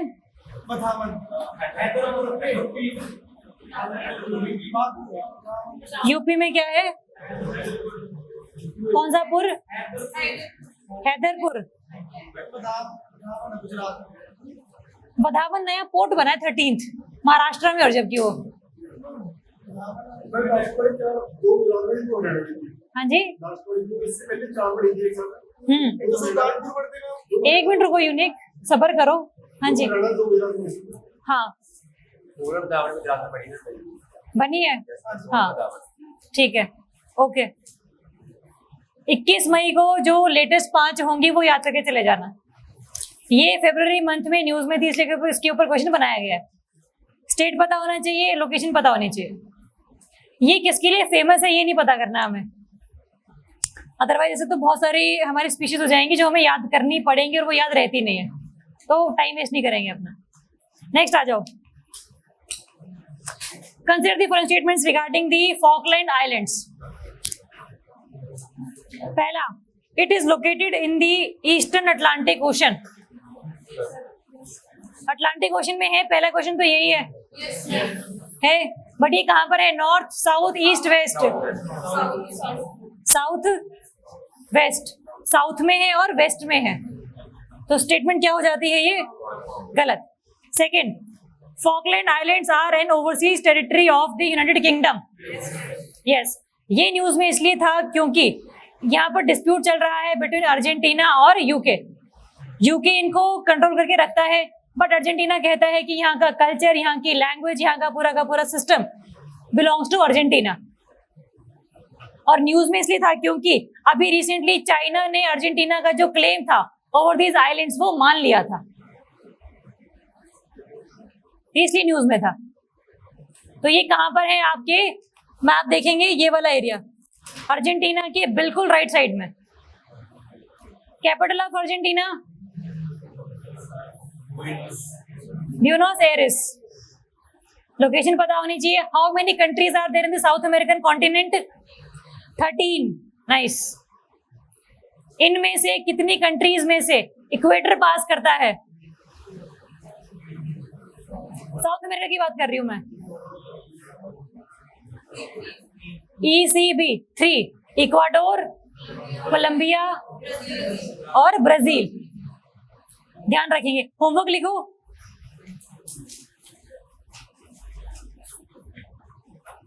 countries through which equator passes. Countries through which equator passes. India में कितने स्टेट्स हैं जो कि ट्रॉपिक ऑफ कैंसर से पास करते हैं? सबसे वेस्टर्न कौन सा है? सबसे ईस्टर्न कौन सा है? वेस्ट बंगाल। ओके यूनिक, ध्यान से आ जाओ। नेक्स्ट। हाँ, चाइना की मर्जी है, चाइना के कहने से कुछ हो गया? चाइना के ये बोल देने भर से कि Falkland islands belong to Argentina, किसी को कोई फर्क पड़ा? क्योंकि हम लोग तैयारी कर रहे हैं तहसीलदार की, इसलिए हमें पता होना चाहिए। अगर हम तैयारी नहीं कर रहे होते तो हमें बिल्कुल ही फर्क नहीं पड़ता, है ना? तो चाइना कह देने पर से कोई चीज फर्क नहीं पड़नी शुरू हो जाती है उससे। Next question. दैट्स मतलब belonged to UK, belongs to UK, will belong to UK. Question पढ़ो। आंसर आ गया वो, कोई बात नहीं, मैं और क्वेश्चन पूछ लूंगी, क्वेश्चन कमी नहीं मेरे पास। पढ़ो जरा।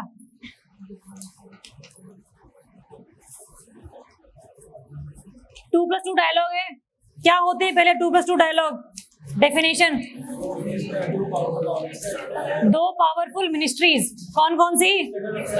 External affairs and defence. आपस में बातचीत करते हैं, जितने भी मुद्दे होते हैं उनको सॉल्व करने की कोशिश करते हैं। Statement first is correct. Second, India has held this dialogue with all of its quad partner countries. पहली बात तो क्वाड कंट्रीज हैं कौन कौन सी?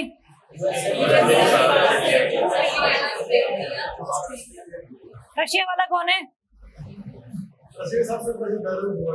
रशिया के साथ डायलॉग हुआ है। क्वाड कंट्रीज कौन कौन सी हैं? India, USA, Japan, Australia. Clarity है? इनके साथ इंडिया के 2+ डायलॉग होते हैं। This is the utmost important dialogues in the diplomatic relations. तो सभी के साथ है क्वाड, तीनों के साथ, और चौथा कौन सा है हमारा? रशिया। अभी तक सिर्फ इंडिया ने सिर्फ 4 कंट्रीज के साथ में 2+ डायलॉग को कंडक्ट करवाया है, जो ये 4 हैं। ये क्वेश्चन भी आ सकता है, टोटल कितनी कंट्रीज है जिनके साथ इंडिया ने डायलॉग किया है? तो टोटल होंगे आपके 4। कौन कौन से आपको पता है? क्लैरिटी है? चलो नेक्स्ट।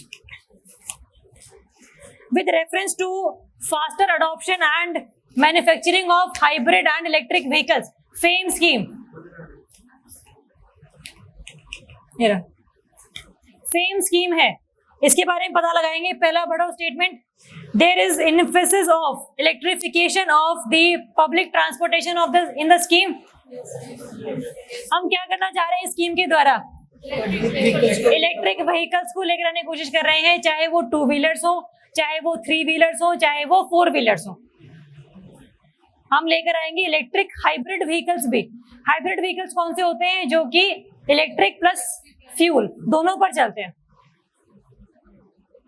तो एक तो ये चीज। दूसरा statement, ministry of electronics and information technology is the monitoring authority for the scheme. क्यों? Yes, why yes? यस और नो। पहले तो यस वाले कितने हैं? नो वाले कितने हैं? और ये जो किसी वाले भी नहीं है, पेपर में क्वेश्चन छोड़ देंगे ये वाला।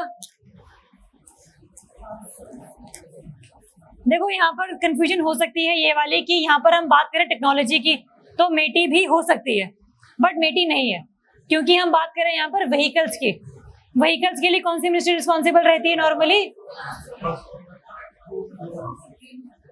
Again confusion, ministry of road transport,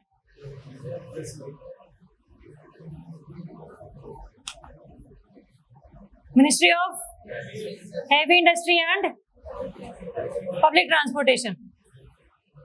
ध्यान रखेंगे इसको, ट्रांसपोर्ट वाली है बट ये हैवी इंडस्ट्रीज वाली है। टारगेट क्या है हमारा इसमें? टारगेट है कोई कुछ 30% 40% हमें इलेक्ट्रिक व्हीकल्स लेकर आने हो? कोई टारगेट नहीं है। टारगेट अगर है भी तो हमें याद नहीं करना, क्योंकि 7500 बसेस आएंगी, 12500 3 व्हीलर्स आएंगे, हमें फर्क नहीं पड़ता ना हमें याद करने। हमें इसका बेसिक थीम पता होना चाहिए और पता होना चाहिए कौन सी मिनिस्ट्री के अंडर आती है। पता है सभी को? नेक्स्ट आ जाओ। ITER, international thermo nuclear experimental reactor, important है, न्यूज में रहता है। अभी चाइना ने, अभी यूके ने ये बोला था कि हम लोगों ने हमारे यहाँ पर न्यूक्लियर फ्यूजन रिएक्शन को इस्टेब्लिश कर लिया है। China has established the artificial sun. China ने बोली थी ये चीज। आ जाओ जरा, पहला option, the ITER will use the isotopes of hydrogen called deuterium and tritium.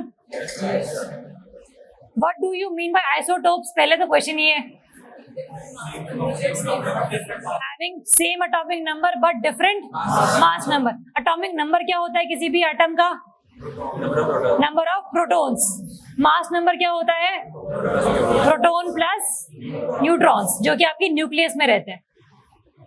ठीक है, तो स्टेटमेंट सही है गलत है? सही है। दूसरा, India is not participating country of ITER। क्या इंडिया है इसमें participating country? Yes, India is participating country. इसके साथ टोटल 7 कंट्रीज और हैं, वो भी हम देखेंगे अभी।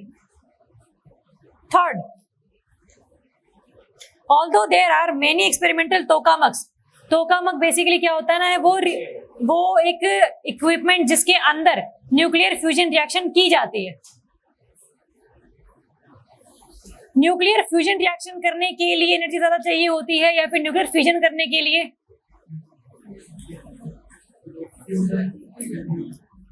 फ्यूजन करने के लिए। जब हम पानी में चीनी मिलाते हैं और उसका टेम्परेचर हम हाई कर दें तो जल्दी घुल जाती है, वो आपस में वो फ्यूज हो गए, पानी प्लस शुगर। तो ध्यान रखेंगे, न्यूक्लियर फ्यूजन रिएक्शन होने के लिए we need high amount of energy as compare to nuclear fusion reaction. तभी न्यूक्लियर फ्यूजन करना मुश्किल है, न्यूक्लियर फ्यूजन करना आसान है। बहुत सारी कंट्रीज ऑलरेडी फ्यूजन रिएक्शन कर चुकी हैं, बहुतों के पास है न्यूक्लियर रिएक्टर्स, इंडिया के पास भी हैं, बट फ्यूजन रिएक्शन किसी किसी के पास है। हाइड्रोजन बॉम्ब बनता है न्यूक्लियर फ्यूजन रिएक्शन से। किसने बनाया था अभी रिसेंटली? सबसे नॉटी कंट्री नॉर्थ कोरिया, मतलब मिसाइल भी उसी के पास है, बॉम्ब भी उसी के पास है, डरता भी यूएसए मेरे ख्याल से उससे। बट हमारे वहां पर एम्बेसी है नॉर्थ कोरिया में इंडिया की, और आपने कभी जाना हो तो हाँ हेयर स्टाइल लेकर वहां जाना पड़ेगा, इतना है वहां पर, ये है कि हेयर स्टाइल यही हो सकता है। चलो ऑप्शन आंसर 1 and 3। हाँ, क्योंकि India is a participating country. अब क्वेश्चन आता है कि इंडिया के साथ साथ और कौन कौन सी कंट्रीज इसको फंड कर रही हैं। ये क्वेश्चन भी इसके ऊपर बन सकता है कि which of the following countries are basically fund this project. लिख लेंगे इसको। इंडिया है आपका, यूएसए, रशिया, चाइना, तीनों है, काफी इनको टेक्नोलॉजिकल वाइज ये एडवांस्ड है। जापान भी है, फ्रांस है,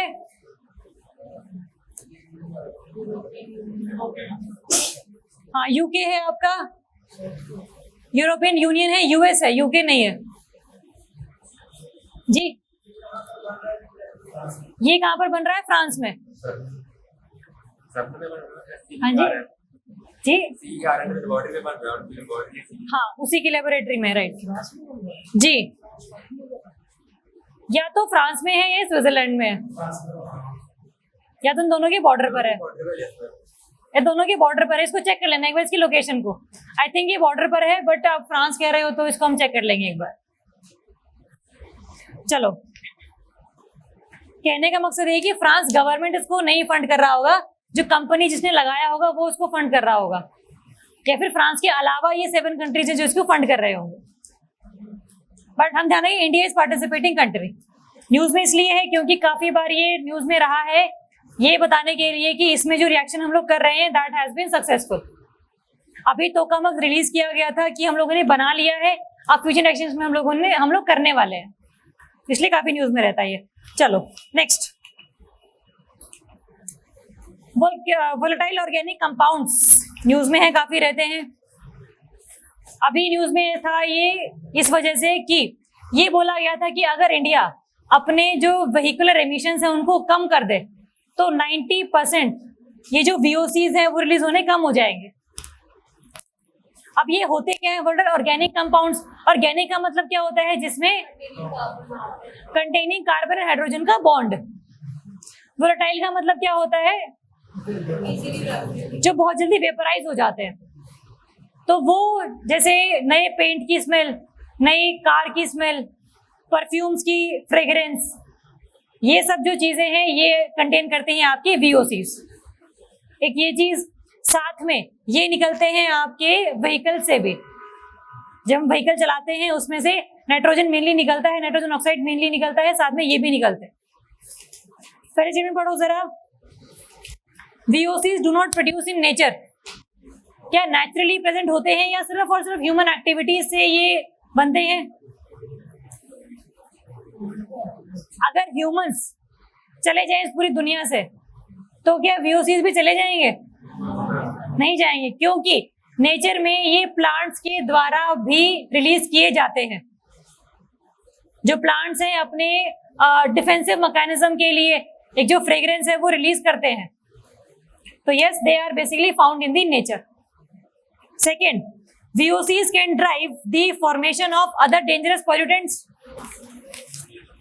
हाँ, कौन सा पोल्यूटेंट बनाते हैं ये मेनली? कौन? स्मॉग. ओके. और देखो, there is a photochemical smog, सुना होगा आप लोगों ने.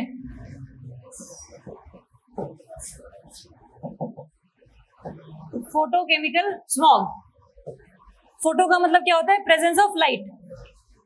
व्हीकल से निकलते हैं आपके NOx, नाइट्रस ऑक्साइड्स, और वहीं से ही क्या निकलते हैं आपके VOCs, और जो नेचुरली प्रेजेंट नॉर्मली भी हैं.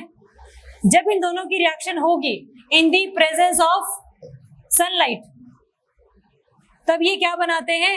एक बनाएंगे ये ओजोन, और एक ये बनाएंगे आपके PAN, पर acetyl nitrate. Ozone is a pollutant. Yes, NaQI में था ये. NaQ टोटल 8 थे हमारे पास, उसमें से एक था. तो it is a pollutant, but it is a secondary pollutant. It is not a primary pollutant. Primary कौन सा है आपका? ये वाला, जो कि डायरेक्टली सोर्स से निकल रहा है. The reaction of two primary pollutants resulted in the secondary pollutant called ozone. Ozone is harmful for our health. Why? कैसे इफेक्ट करती है हमारी बॉडी को ये?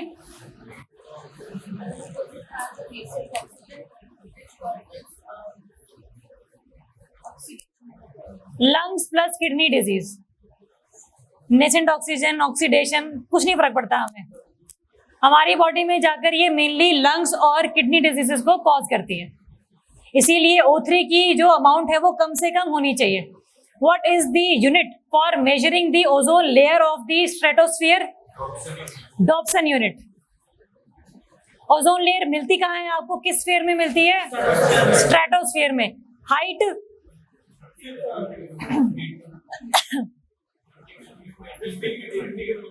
15 से 80, 15 से 35 किलोमीटर तक है ओजोन की मैक्सिमम कॉन्सेंट्रेशन. उसके नीचे भी थोड़ी बहुत मिल सकती है, उसके ऊपर थोड़ी बहुत मिल सकती है. मेजरमेंट की यूनिट है डॉप्सन, DOBSON. पर्सन के नाम पर जिसने खोजा था ओजोन लेयर के होल को. आ जाओ next. VOCs can irritate eyes, nose, throat, damage to body organs and cause cancer. They can cause cancer. तो ऑप्शन तीनों ही आपके दो सही है, पहला गलत है, तो option D would be the answer. सभी को क्लियर है फोटोकेमिकल स्मॉग? चलो next. With reference to banning drone imports. Drone import हम लोगों ने बंद कर दिए अभी. After the launch of which scheme? 2022 का जो बजट आया था उसने एक स्कीम लॉन्च की थी. वो अलग है, वो स्पेशली उसके लिए है कि सिर्फ और सिर्फ एग्रीकल्चर यूसेज के लिए आप ड्रोन्स का यूज करेंगे for the sprinkling of fertiliser, for the sprinkling of pesticides. But there is an overall scheme called drone Shakti scheme, जो कि लॉन्च की गई थी अभी बजट में. इसके द्वारा ये बोला गया है कि इंडिया जो है किसी भी तरीके के ड्रोन्स को इंपोर्ट नहीं करेगा, और जितनी भी टेक्नोलॉजी बनाई जाएगी वो सिर्फ इंडिया में ही बनाई जाएगी. हाँ जी, लेकिन there is a catch. Drones को बनाने वाले जो इक्विपमेंट्स होते हैं उनके ऊपर बैन नहीं है. समझ पा रहे हैं इस चीज को? ड्रोन्स आप नहीं लेकर आ सकते, बट ड्रोन्स जिस इक्विपमेंट से बने हैं वो आप लेकर आ जाओ, इंडिया में असेंबल कर लो, हमें कोई फर्क नहीं पड़ता उससे. तो that's the drone Shakti scheme. इससे क्या होगा? इंडिया में there will be increase in the employment opportunities, क्योंकि कम से कम असेंबलिंग का तो कंपोनेंट इंडिया में आ रहा है, उसके लिए तो लोग चाहिए होंगे. प्रोडक्शन भी धीरे धीरे हमारी इंक्रीज होनी शुरू हो जाएगी. तो इंडिया को इंपोर्टर ना बनाए रखना, बल्कि खुद सेल्फ सफिशिएंट करना in the drones is the basic objective of this drone Shakti scheme. Clarity है? तो पहला ऑप्शन क्या है आपका? सिक्योरिटी रीजंस की वजह से भी सही बात है. है, ये रीजन है इसके भी, पैसे का रीजन है, सिक्योरिटी का रीजन है, एम्प्लॉयमेंट का रीजन है, डिपेंडेंसी का रीजन है। सेकेंड ऑप्शन देखो जरा, आप पहला भी देख लेते हैं पहले तो। With N import ban the Indian manufacturer will have control of the IP design and software. Second, the ban will reduce the cost burden on Indian companies immediately.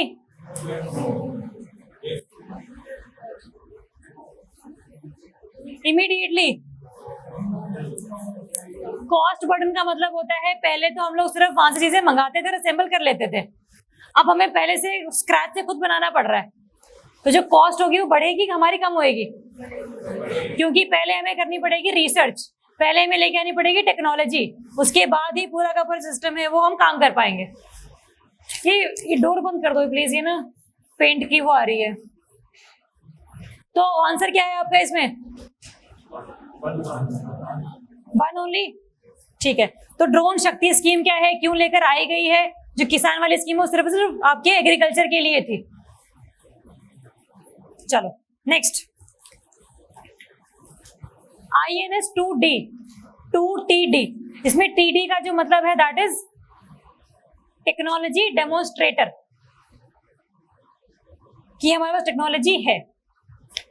हम लोग जो EOS 04 किया है उसके साथ तो सैटेलाइट्स और गई थी, एक तो आपकी यही वाली थी INS 2TD और दूसरी थी आपकी inspire set, inspire 1A set.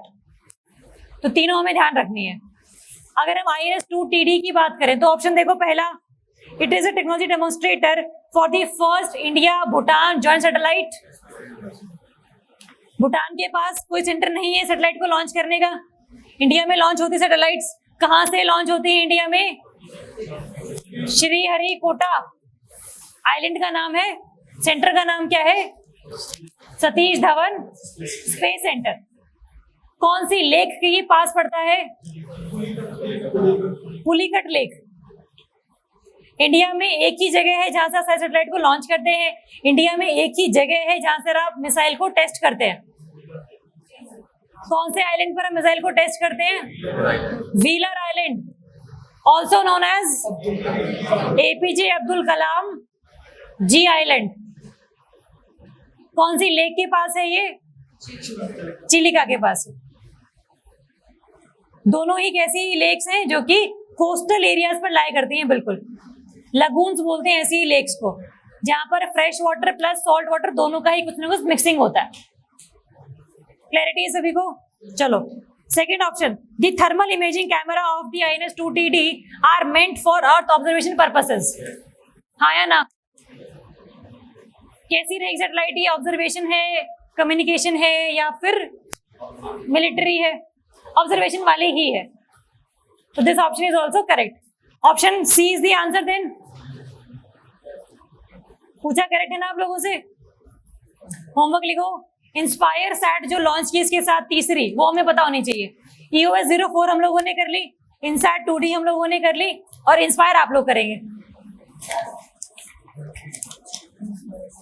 Inspire INS PIRE। चलो next option, next question. Sariska tiger reserve किसमें है? राजस्थान। न्यूज में इसलिए था क्योंकि यहाँ पर लगी थी बहुत भयंकर आग। तो कहीं पर भी अगर आग लग जाए, कहीं पर भी स्पीशीज की डेथ हो जाए काफी ज्यादा मात्रा में, तो हमें वो जगह याद करनी है। ठीक है, चलो अभी एक और आग लगी थी उड़ीसा वाली जगह में, Simlipal biosphere reserve. Simlipal biosphere reserve था जहां पर अभी आग लगी थी, जिसमें काफी सारी जो स्पीशीज हैं वो भी मर गई थी। तो सिमलीपाल जगह कहां पर है? उड़ीसा में ही पता होना चाहिए हमें। आ जाओ next. With reference to national education policy, पहला, it aims for 100% gross enrollment ratio in higher education including vocational education by 2035। पहली बात तो GER होता क्या है? Gross enrolment ratio. रेशो का मतलब क्या है? एक न्यूमरेटर होगा, एक डिनोमिनेटर होगा। न्यूमरेटर में क्या आएगा? वो लोग जो कि अभी उस क्लास में प्रेजेंट हैं, जिन्होंने एनरोल किया हुआ है, एडमिशन लिया हुआ है, चाहे उनकी एज कितनी ही हो। डिनोमिनेटर में क्या आएगा? वो लोग जिनकी एज है उस क्लास में एडमिशन लेने वाली, वो चीजें आएंगी। तो it can be more than 100% as well. अगर 15 से 17 साल के बच्चे को 11th क्लास में एडमिशन लेना है, लेकिन कोई 13 साल का बच्चा या 25 साल का बच्चा भी 11वीं क्लास में हो सकता है, तो वो कहां पर आएगा? न्यूमरेटर में वो आएगा। डिनोमिनेटर में क्या आएगा? सिर्फ और सिर्फ वो बच्चे जिनको होना चाहिए है इस क्लास में। ठीक है, तो that's the GER, gross enrolment ratio. तो अगर हम बात करते हैं प्राइमरी एजुकेशन की या स्कूल एजुकेशन की, तो टारगेट हमारा क्या है? 100% बाय 2035। लेकिन अगर हम बात करते हैं हायर एजुकेशन की, तो दैट टारगेट इज बेसिकली आपका 50%, कि कम से कम जितने बच्चों को इस क्लास में होना चाहिए है, कम से कम उसमें से 50 तो उस क्लास में प्रेजेंट रहें, एडमिशन लें उस क्लास में, कम से कम 50%। तो ऑप्शन ए इज सही है, गलत है? गलत है। Second, it envisages that centre and the states will work together to increase the public investment in the education to reach 6% of the GDP। अभी कितना हम लोग खर्च करते हैं? Around 2 to 2.4%। 35 तक करनी है, 50% है लेकिन। आ जाओ, तो option B is the answer. चलो नेक्स्ट, कन्या शिक्षा प्रवेश उत्सव जी। बी वाला पॉइंट समझ में नहीं आया। कहने का मकसद ये है कि जितना इंडिया में GDP है, GDP क्या होता है? पूरे इनकम ऑफ द कंट्री, कितना चीजें आपने प्रोड्यूस करी है, मतलब आपकी तनख्वाह होती है, ऐसे कंट्री की तनख्वाह भी होती है। उस तनख्वाह में से कम 6% जो भाग है वो हम खर्च करेंगे स्पेशली फॉर द एजुकेशन। ऐसे ही हम लोग कम से कम 4% खर्च करेंगे ऑन दी हेल्थ। तो ये इसका मतलब, ठीक है। चलो नेक्स्ट आ जाओ, कन्या शिक्षा प्रवेश उत्सव। ये वो स्कीम है which is a part of Beti Bachao Beti पढ़ाओ स्कीम। ये स्पेशली उन गर्ल्स के लिए है जो कि 11 to 14 ईयर्स की एज में है, जिन्होंने स्कूल को छोड़ दिया है, ड्रॉप कर दिया है बेसिकली उन्होंने। रीजन चाहे कुछ भी हो, फैमिली मैटर्स हो या फिर कोई भी रीजन हो, कोई भी हमें फर्क नहीं पड़ता। तो 11 से 14 साल की वो लड़कियां जो कि स्कूल में उससे पहले थी बट अब ड्रॉप हो चुकी हैं वहां से, उनको दोबारा से लेकर आने का जो मकसद है वो हमारा स्कीम के अंडर हम फुलफिल करेंगे। पहला option, it will be implemented as a part of Beti Bachao Beti Padhao Abhiyan. Yes. Second, the aim of the campaign is to bring back 4 lakh out of school girls. Target है हमारा 4 लाख का। क्वेश्चन इसके ऊपर भी बन सकता है, टारगेट क्या है? तो 4 lakh school out of school girls in the age 11 to 14 years into the education system. सही है, तो आंसर क्या रहेगा आपका? C, both of the above. Clarity है इसकी?